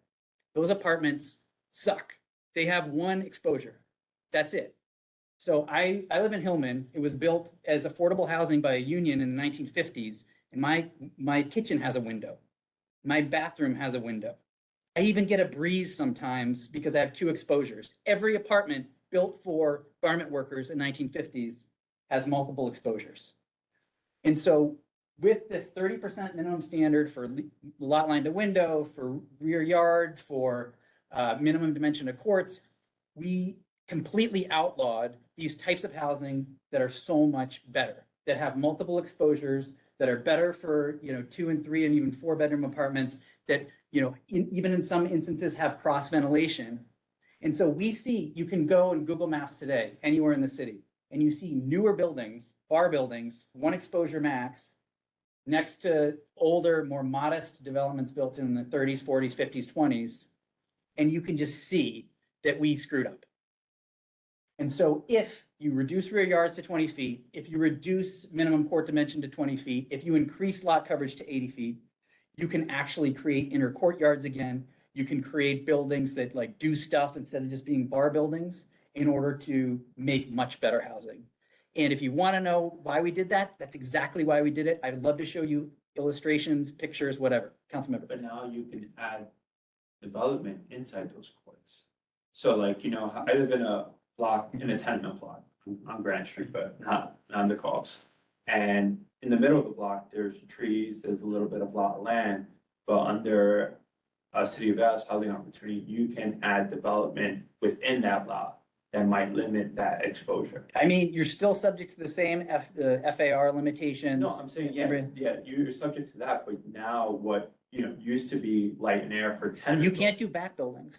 You can't do buildings behind buildings like you used to in the 1890s or Not whatever. residential, but you can add development at that site, right? Or, I think, is the expectation that you're really gonna see more Hillmans, or you're just gonna see the same building type just deeper in?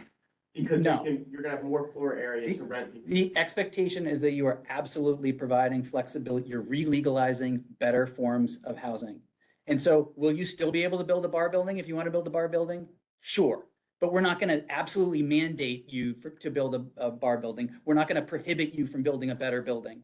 And so that's the point of these regulations. And I'm happy to take a look at any block you want to, but no, you can't build stuff in the donut. George has been telling people there are going to be ADUs in the donut. Not allowed to do that at all. Absolutely prohibited. If you Donut is have protected. access, you can. It's not a donut if you have access. So we're, All right. We have, Wait a minute, We- let me hear, I'm sorry. I want to hear George, but we also have discussions like these that are happening when we start to take a look at IPN, for example. That's a huge giant thing that we need to understand how this affects, because maybe it's not a 900-foot tower. They're able to get a bonus and it'll be taller than One World Trade. Like, I mean. you know how it affects IPN? It would have to have a lot more affordable housing than it does under the regs today. So we're excited about that. But also IPN in this plan, it could eliminate the large scale LSRD, doesn't it? Not ask for It finding. couldn't, no. The same way. But we're happy to talk about it in separate, but no, it won't change the nature of the approval process, but it would have many more affordable units. Just to respond, is that I'm not going to disagree with John. What I am going to say is that we shouldn't be talking about this for the first time now. Right? This is like really important stuff. And the fact that it hasn't been talked about, and in fact, it's something that should have been talked about in a planning process involving everyone in the city for years, especially the architects. I was talking about this. With architects. Holy crap, this changes everything. Right? And the They're fact pretty that they happy. didn't know about it was like is a big deal. So it's And good, but I don't know that it's good. okay, I am neutral because you know what? I am not an architect, and I do know that there are a million ways to build a good building, and you can't prohibit somebody from building a bad building, right? It's what we try to do with zoning, and we fail all the time. But I do know that regulations are important, and there are certain expectations when we develop these standards. And when we change them, it's a big deal. And that's really what I'm trying to, my point today is. And we're recognized Vicky online, Vicky. Thank you, Patrick. When, I'm sorry, is it John? Yes. Thank you. When you said that, you know, the bar buildings can be eliminated and gives all this opportunity, have you actually spoken to architects? Have architects actually reviewed this via quick sketches to find out what whether this really does have any benefit, you know, that's significant enough to cause this change? As George said, this is a huge change. Okay, for us architects, if nothing else, we have to remember thousands of bits of information, right? And the zoning code enough is to give you a heart attack, let alone, you know, all the other rules we deal with. So have you spoken? Have they sketched? Have they verified? Or are you, as a lawyer, just assuming this is going to be beneficial? And I do want to say I've been listening to this for over a year, both at work and here, and no one has bothered showing us the proposed changes. For example, the slide that George just showed. I mean, that's not okay. You understand that. I'll say yes, I've had over 200 meetings with stakeholders over the last year. That's before the 100 plus with community boards so far. I don't know what percentage of those are architects, but I could check. I will say that they are very excited about these proposals for the reasons that I mentioned. Like George says, the architects are excited about this because it will enable them to build better buildings than the constraints they're under today, where it's like, okay, another 14-story block and plank bar building. You know, no self-respecting architect, you know, loves to do the third dozenth building like that. And so they are excited about the possibility to build better housing, definitely. Well, everyone's excited to build better, but you know, the question I'm saying, I just heard about this. The AIA is not discussing it. There are no lectures. Who's telling you that There's this an is gonna AIA get event better? tomorrow. Dan Garodnick, the chair of City Planning Commission, is keynoting an AIA meeting tomorrow where this, you know, among other issues, will absolutely come up. On The AIA Lafayette folks- Street? I don't know where it is, honestly. I could check. No, it's okay. I can check myself. Okay, All right, I thank think you, he's back on track Patrick. in the hour. George, Yeah, can we, okay. let's let George get through. I'm just, again, my point is that it's a very big deal. It may actually impact you personally. I know it impacts me personally. This is my apartment. This is where I live. This dining room was converted to a bedroom before we moved in, as many of these are in our building, to make it a 2-bedroom. And this is still a legal 1-bedroom because there's not enough light. There's not enough, this window is not legal because there's not 30 feet from that window to the lot line. However, there is about 25 feet. And so therefore it becomes a legal 2-bedroom apartment when we do this. So my apartment goes from a 1-bedroom to a 2-bedroom if we pass this, which is kind of wild. So, I mean, no, it's not bad. I'm not saying, listen, I am not saying it's good or bad. What I am saying is that it's a big deal.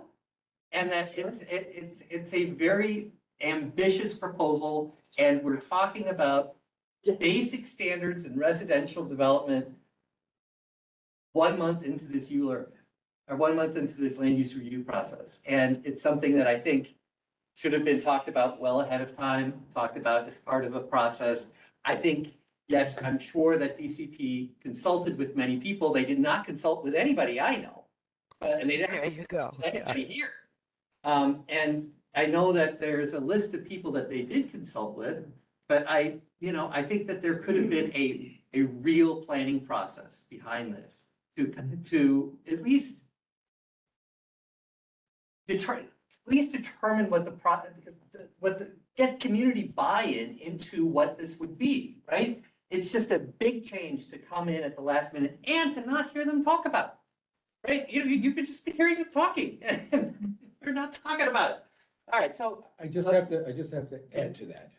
I think it's completely unsatisfactory that changes as big as this we're expected to understand and opine on that when we have nothing from you other than a few comments here. I think DCP should be providing us a rationale detailed explanatory rationale for why these changes are made, why they're good, why they're not a health hazard. I think that must be part of this. Not a problem. There's a rationale for every single thing Well, that we do here. we have not, not only have we not seen it, as George points out, we didn't even know this was happening. And I would say that in the context of the major components that we're forwarding and that we have been presenting for over a year, I would say that this is not one of the biggest aspects of Well, the that's proposal. your opinion, People can but disagree, but part of the reason, or part of the way that you present something that is, again, for the first time citywide, is trying to break it up into pieces that people can understand. Is all of that information and the application itself available in the zoning access portal? We're Sure. good. But I Hopefully we want get to, out to people, because if the concern is access to information, let's clear that hurdle pretty quickly. yeah, no problem. We've got tons of additional materials, and I want to send you like pictures and diagrams of what we're talking about as well, so that this community board is more interested in this issue than anybody else so far, and so we can meet you where you're at. How with many more. community boards know about this? All of them know about it. We see this as a great thing to re-legalize look to New York City's past, re-legalize a building form that people love. And so we've been flogging it everywhere, of course. So I'd like to get us back to Yep, George's presentation, and if we can, maybe not so much the adversarial process, you can save your Yeah, closing yeah. argument for the jury. The end of the So you're development. being asked your comments using these following categories, right? This is something that comes from DCP. But the changes in these standards are folded into these categories or skipped, right? So you're never asked, what do you think about the rear yard requirement? Instead, you're asked about accessory dwelling units. Do you want an ADU attached to your building? You need a smaller yard, so therefore we have smaller yards. But City of Yes for Housing Opportunity changes yards everywhere, right? So they're kind of folding this into the other things, but it's a much bigger change than what it is. Likewise, you're never asked what you think about changing the standard for windows and habitable rooms from 30 feet to 20 feet, right? Instead, it's talked about in the context of infill on campuses and ADUs. If we're going to put housing in the green spaces and the parking lots of our campuses or in our yards, we need to change the legal windows. Anyway, as with economic opportunity, I'm preparing a memo structured according to these categories, which is exactly how DCP is asking for the comments. But if you structure your comments simply using their input form, you'll be missing things. For example, on page 898, we see a new CPC authorization. It's called bulk modification for non-compliant buildings. Here's what it does. I'm going to read it. For buildings existing on December 31st, 1990, the City Planning Commission may authorize an enlargement, extension, conversion, change of use, or other alteration to a building containing residences that would create a new noncompliance or increase the degree of existing noncompliance with the applicable bulk regulations. The conditions are the change cannot exceed 25% of the maximum building height, and the change in residential floor area cannot exceed the maximum floor area by more than 20%. CPC authorizations are non-ULURP actions. You'll see an application. The council member has no say on these things, and the CPC will hold no hearing on authorizations. There currently is a similar BSA special permit that this replaces, but that special permit is limited to 10% increases for buildings built before 1961, and I don't know if it gets used very often. So if housing opportunity passes, if your neighbor wants to increase their building height by 25%, and they're already built out, and goes through this process, you and your council member have no right to be heard at the City Planning Commission who's making this decision. And apparently this is considered so minor of a change that you have not been told that it exists. I thought you said authorizations required community board. Yep. Yeah, Is the that- CB. You can have a hearing. The CB will get an application and you may hold a hearing. So But the planning commission does not. If you want to know what this is for, I'm happy to explain. If you don't, then we included it in the questions because everybody's been asking about this and we have an answer, what it's for and how it'll be used. I don't need to repeat it, but it's in the. it's in But the public has no place to opine, are they, It goes to the community board and it goes to city planning are commission. they required to do a presentation at the community board? If you want. No, no. Are, Nobody is required to do a presentation at community board. You can request them to do it and they can do it. So for this action, as with the largest rezoning that comes to you guys, you can make them do a hearing, or you can hold a public hearing, you can make them do a presentation or not. It's up to you. As always.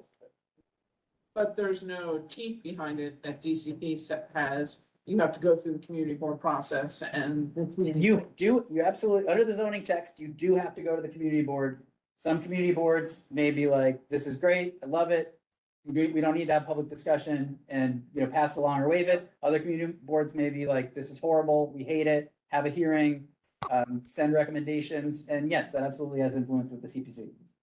It certainly does. But I would say this, is that the CPC is full of people who don't necessarily know your community and don't necessarily know this particular site, right? City of 8 million people, you have a commission that's making site-by-site decisions on this, which is. And that's why it goes to the community board. Yeah. All right, so all this said, some of the things that are admitted aren't very big, or they don't impact your community district very much, but others. So the definition of tower changes, and the maximum tower coverage goes from 40% to 65% if it's under 300 feet, and 50% over 300 feet. Now, these rules already exist in the special lower Manhattan district. What we're doing is they're taking them and putting them everywhere.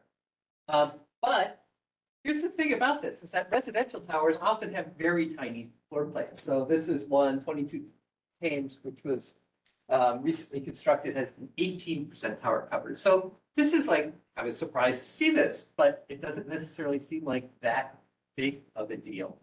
We talked about the yards and the shrinking of the yards, but in your community district, this is a big deal, I think, in residential districts. But your district, you have all commercial zoning, right? And so, you can already fill up your yards with a one-story commercial building right now. And most of your blocks look like this, right? You don't have a donut hole in your blocks because you have the old buildings that were considered obsolete and unhealthy and we haven't torn down. And so we don't have regular yards in your district. And housing opportunity is not materially changing the light and air and the conversions of these. Another thing that's not on the form is the changes to the split lot rules, where in Manhattan, like you have high density on the avenues and low density in the mid block. And the way it works now is you cannot shift floor area from the low to the high. And they want to change that. So you can shift the floor area from the low to the high. And I think it's a fairly big deal in some community districts, but not yours, because you don't have zoning that's like this. And if you look at the categories, there are really probably only a few of things that really affect your district. And I'll go through them very, very quickly, all right, the few things. So quality housing benefits. So getting rid of the quality housing program and essentially allowing all buildings to take advantage of design elements. Now, quality housing, essentially was a building that looked like this. And it was an option, a different option than height factor buildings that had green space around it. But what this suddenly means is that towers and older buildings which could not use quality housing suddenly get to take deductions, which they can then use to add to the buildings. Hold up, not true. You can't retroactively take quality housing deductions. I just want to clarify that right now. You cannot retroactively take quality housing deduction, period. Really? Yes. Well, okay, hold on. Oh, Only for developments, enlargements, conversions. You cannot retroactively take them and then enlarge on top of that, displacing affordable housing residents or whatever. You can't do it, period. I will skip. Okay.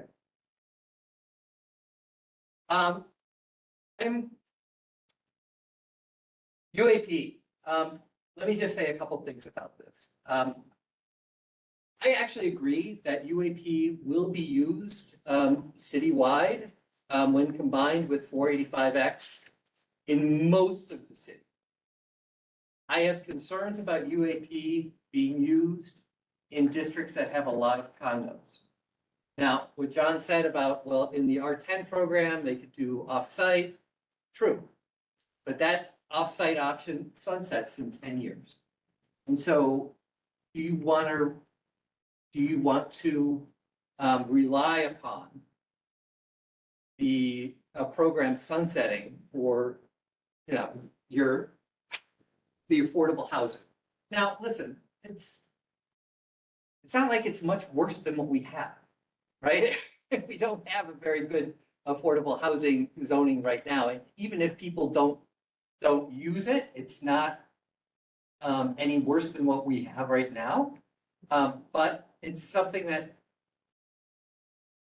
I have concerns that it's going to get used in places like this district that which has a lot of condos, because condos tend not to use it. So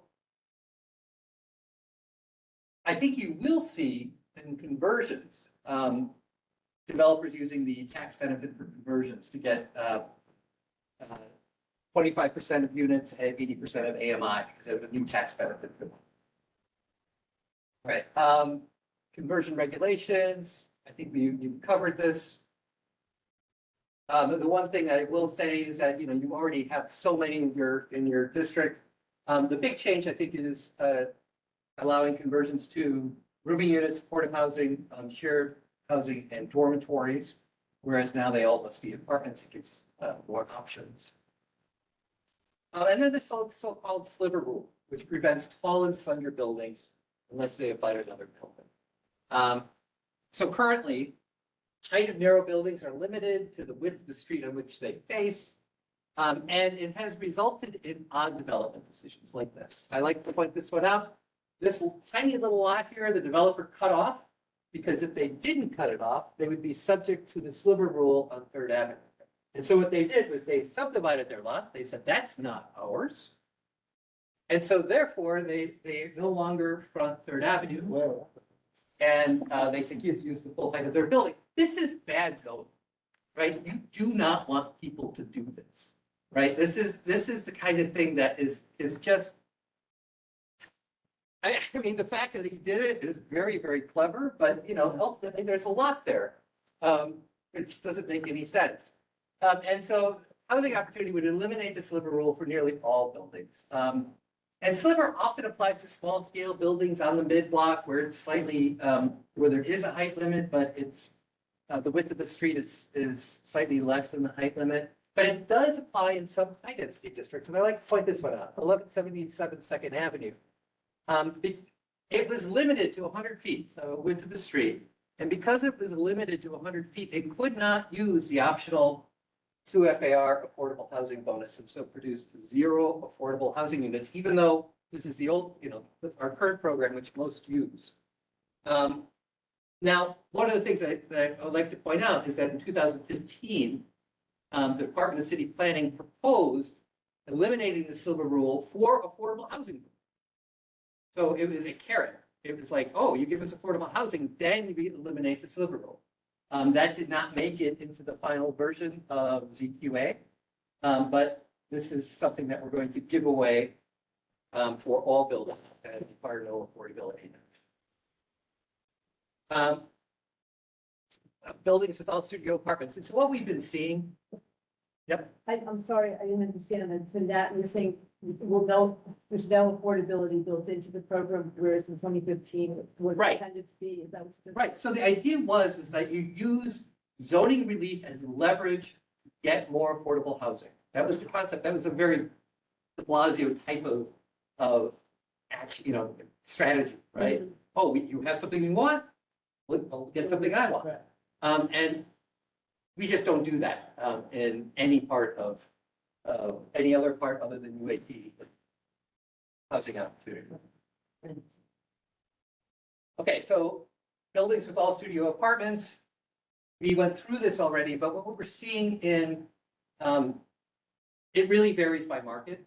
So like this is a building in East Harlem, and East Harlem they're all bumping into the 680, 700 foot, square foot per unit. They're essentially putting in buildings that are smaller. And in fact, you know that the dwelling unit factor used to be larger.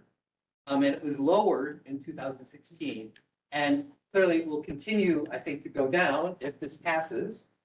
And according to DCP in 2015, they said without a dwelling unit factor, buildings could average unit sizes as small as 325 square feet. But that's putting together housing maintenance and building code requirements. So that's a pretty small units. And, you know, the question is that okay for a neighborhood? I don't know. But it's It's something, the size of my first apartment. well, right, a lot of us lived in places like this. I 230 square feet, 3 years with I lived in it for 27 years. In the village. Sorry. So- I apologize. So one of the things you saw here on landmark transfers, I just want to say a couple of things about this. So you've seen this map already, but one of the things that I just want to make clear is that development rights transfer from zoning lot to zoning lot. So you could have it travel further if you just make a bigger zoning lot. And so if you had bigger zoning lots, it could go anywhere within those 9 blocks. And you have a lot, yes. I guess the thing that's more question for DCP is, were there like consideration of further reducing dwelling unit factor in high density areas rather than just eliminating it altogether? I mean, outside of the transit zone, it is being proposed to be reduced to 500. No, yeah, but I mean in the 680 area where it's just getting knocked down. I mean, it's implied that that could happen if that's where the conversation ends up, but, you know, we didn't see it as necessary as part of the initial proposal.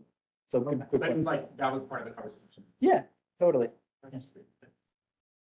Anyway, so just making the point that it can go a little farther than what they're showing. And you have a lot of landmarks, right? This is a map of all your landmarks. The text limits the landmark transfers to 25% of the site, 20% of the receiving site, except in the 15 FAR districts.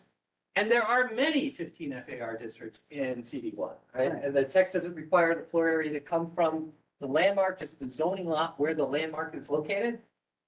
There is a CGC authorization for relief of bulk, and again, the authorization has no public hearing at the City Planning Commission and does not have input of City Council. And again, there's no mechanism for affordable housing, right? If you wanted to, you could have, unlimited floor area transfers. Well, maybe you could provide some affordable housing to that. So I'm gonna have 2 final slides here. Just what does it have going for it? This is my critic here. So if you're looking for ways to expand your building, I think nearly everyone has a path to grow with housing opportunity, every building. If you care about a landmark building, this gives the landmark many more options to monetize its unused floor area to support the land. Housing opportunity has the potential to create an actual market for unused floor areas, since it can be treated further than it currently can be. Finding like the mid-block stuff going through the avenues. It can create value. That floor area can move to more places. If you believe that the market will supply affordable housing units through increased supply, I think housing opportunity will likely increase the supply of market rate housing. I believe that will happen. If you're in a place where developers build rentals, they will likely use the UAP to produce affordable housing in their building. The expansion in number of buildings that can be converted to non-residential use may address high commercial vacancies. But what might you be concerned about? If you care about rent-regulated housing, you might be concerned that housing opportunity gives zoning relief with no conditions for affordability, right? You're giving something zoning relief and you're not getting affordability in return. If you care about rent-regulated housing in the Manhattan core, you might be concerned that UAP won't be used in the market that demands condos. If you care about the loss of affordable units, you might be concerned that housing opportunity does nothing directly to stem the losses of the existing affordable housing stock. If you care about the predictability of the built environment, the movement of floor area, of variable heights, and authorizations that give extra height, you might be concerned. If you care about private residential open space, green spaces in the urban environment, many of these spaces become development sites. And the required yard shrink. This is more of a CB3 issue where they have lots of these campuses.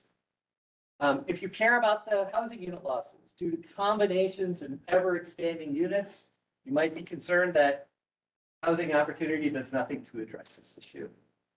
Anyways, the next steps in the process. So I'm preparing this memo. You'll have the link to it. You'll have a direct copy of it.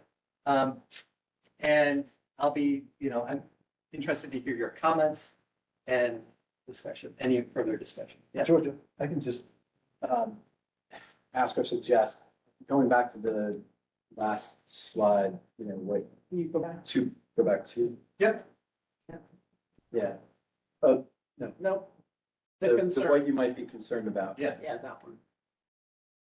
I think one of the things that it seems to be in my experience on the community board that applicants like this would be more responsive to are specific ideas for modifications that we could propose that help us.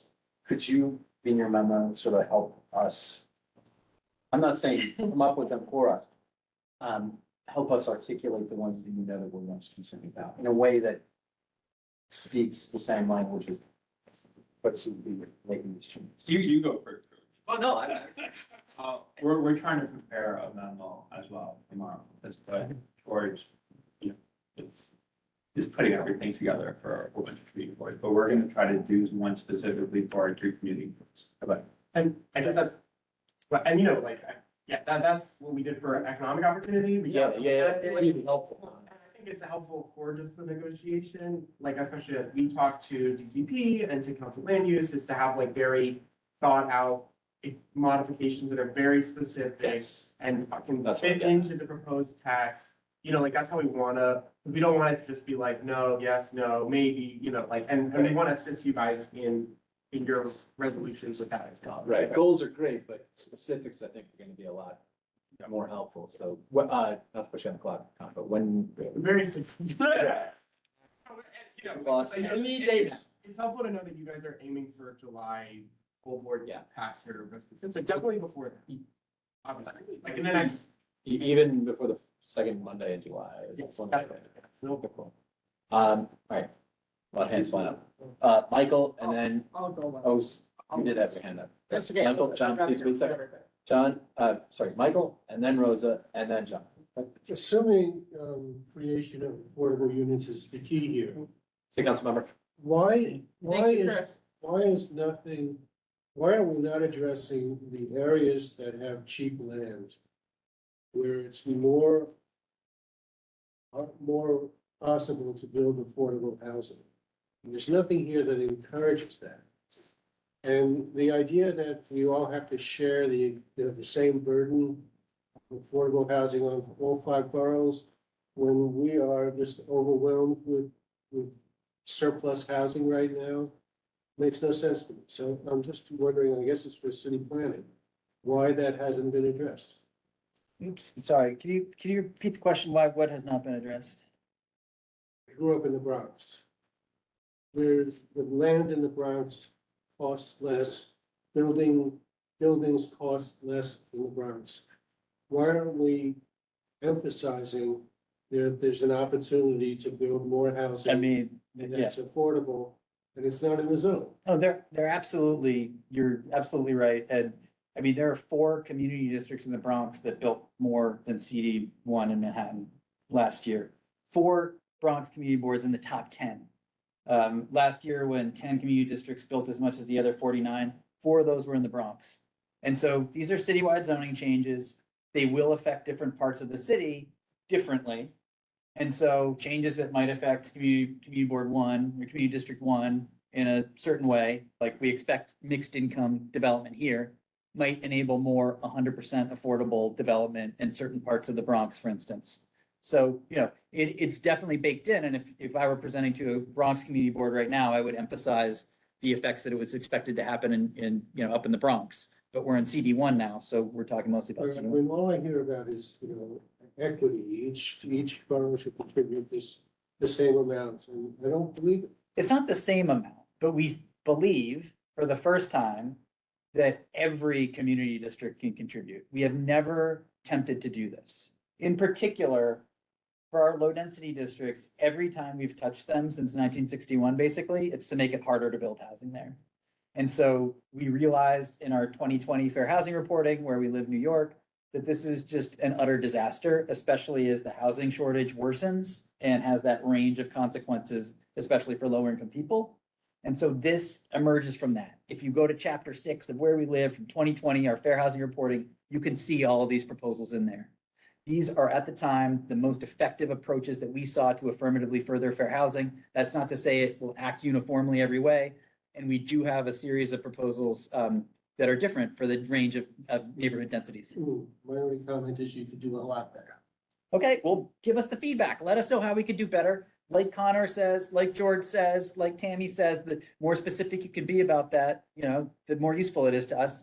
And we absolutely, we take all this data, we make all these bar charts, and we actually use it when we're considering how to change the proposal at the commission, and the council uses it when they are considering how to make modifications at the council. Rosa? I welcome within terms a variety of affordable housing options in FIDI and in our district. I think that we need more variety. I think that we need more variety in sizes.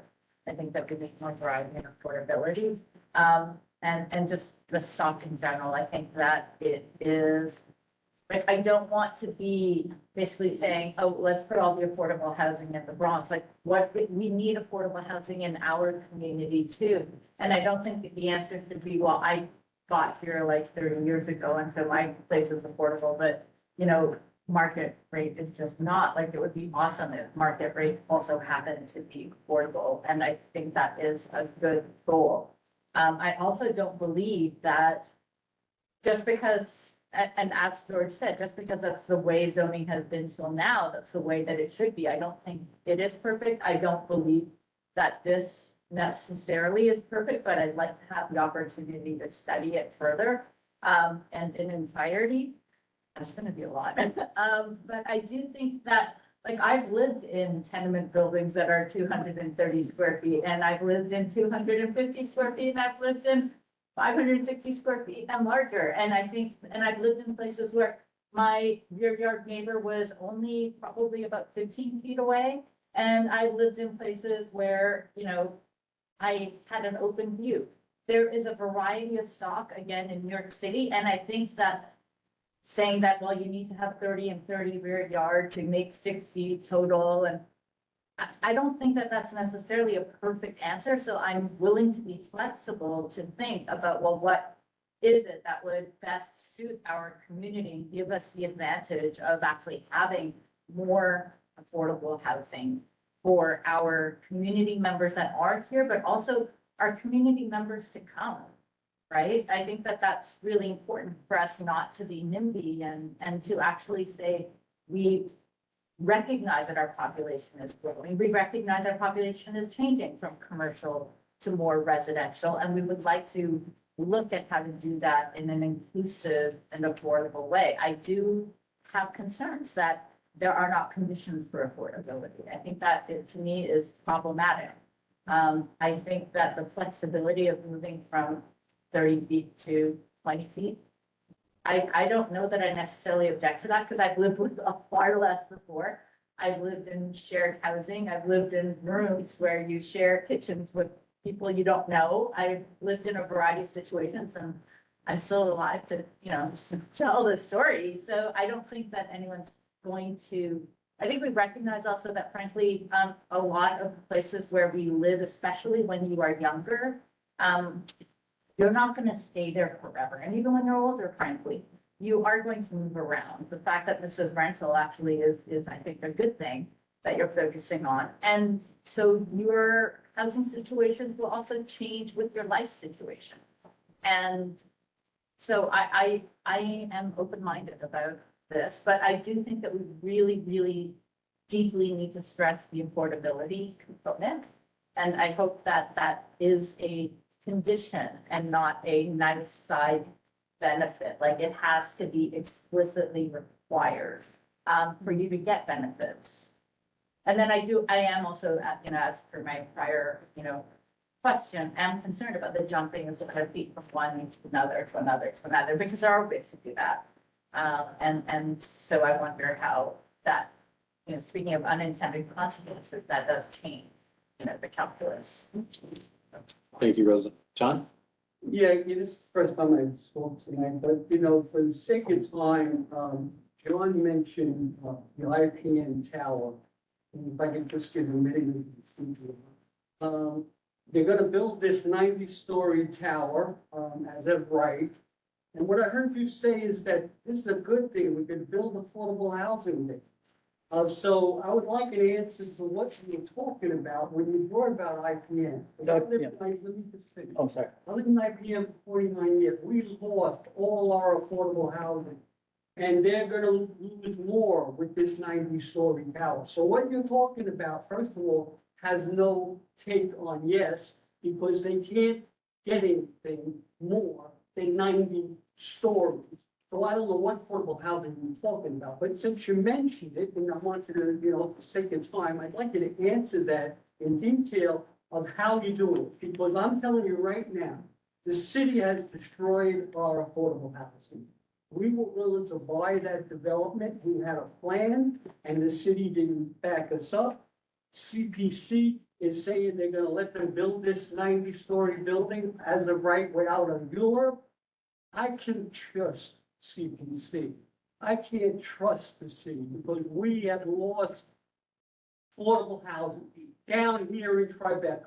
We have lost, and I fought all my life for affordable housing. So I don't know what you were talking about when you mentioned IPN Tower, but I'd like you to answer it.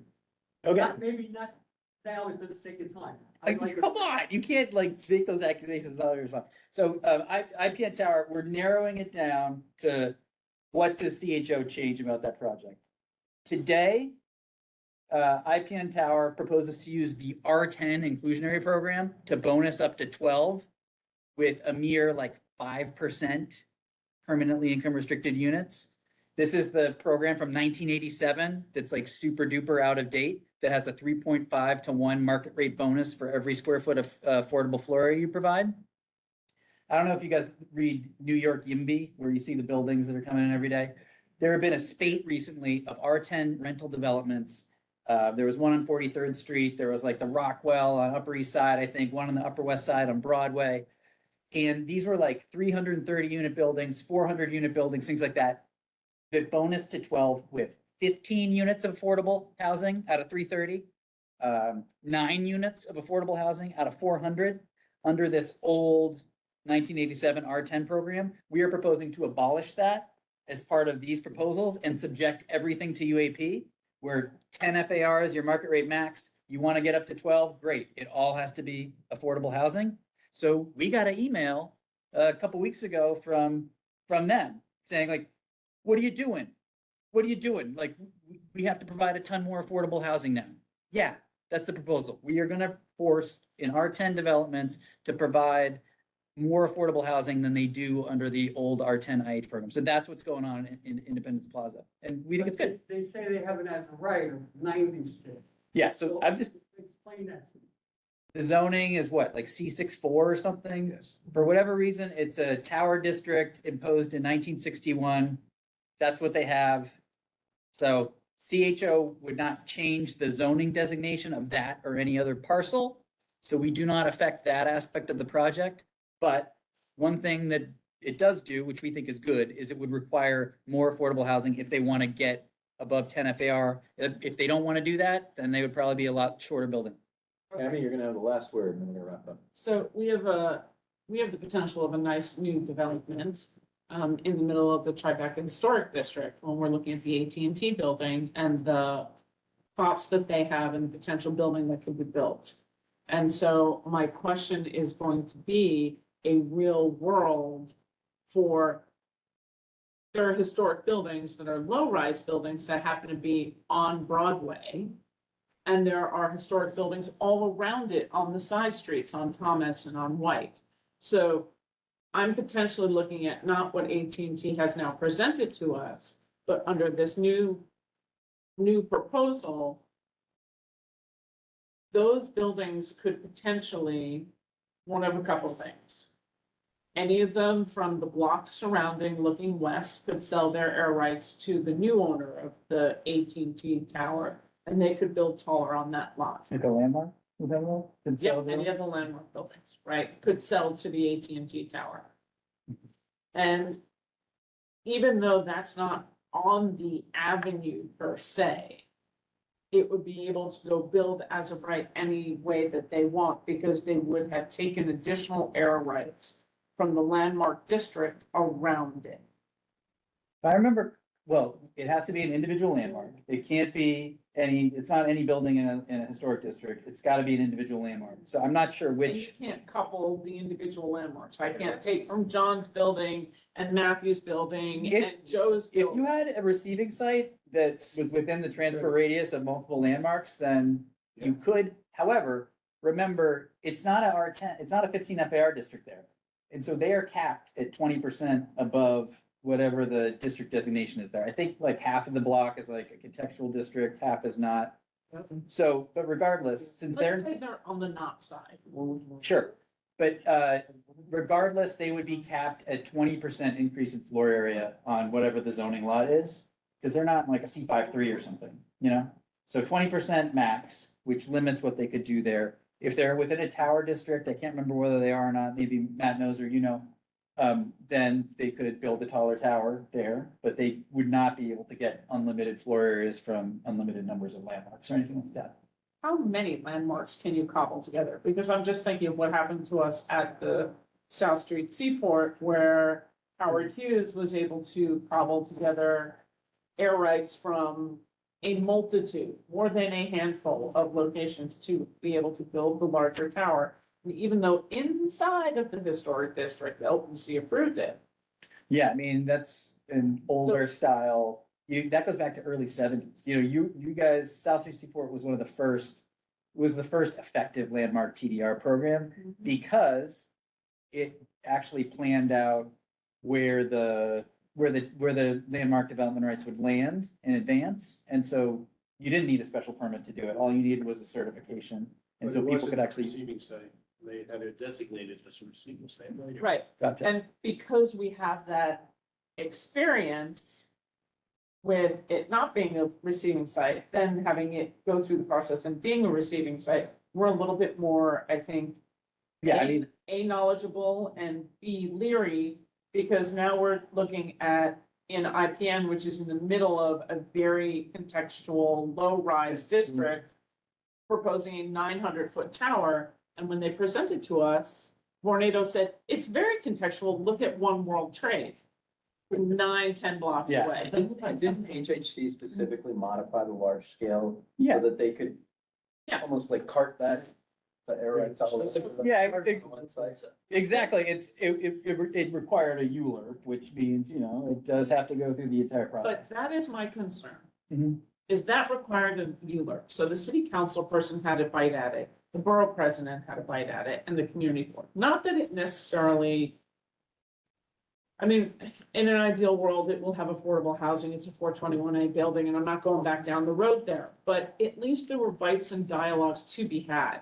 They came and presented a building that was ridiculously out of scale and came down a little bit. Enough? That's an argument to be had, which has been had.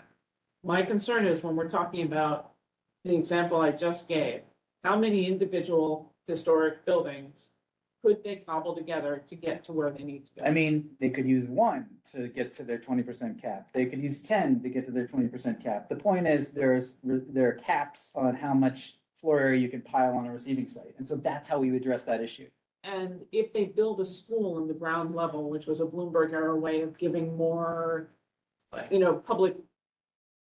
public benefit, pops and all the rest of that, how many other things can boost them over that one cap that you have for the historic? They would be able to do one bonus above UAP FAR. That's it. So, And so what is that total bonus? I mean, I'm not sure what the If they- zoning is on the site. I don't think it's an R10 again. If you were able to max it out on any, what is the absolute max? 20% above the UAP FAR. So let's say you're in an R10 district that has a max UAPFAR of 12, you get a 20% bonus on that to get to 14.4 max, just like today. We're not like changing the rules around stacking or anything like that here. And again, we're really happy. Any questions that emerge from tonight, please send them along. Absolutely. It didn't get answered the last time, so just, Okay. and you don't have to do it right now, but I'm interested in how this affects Pops right away in public space. This program.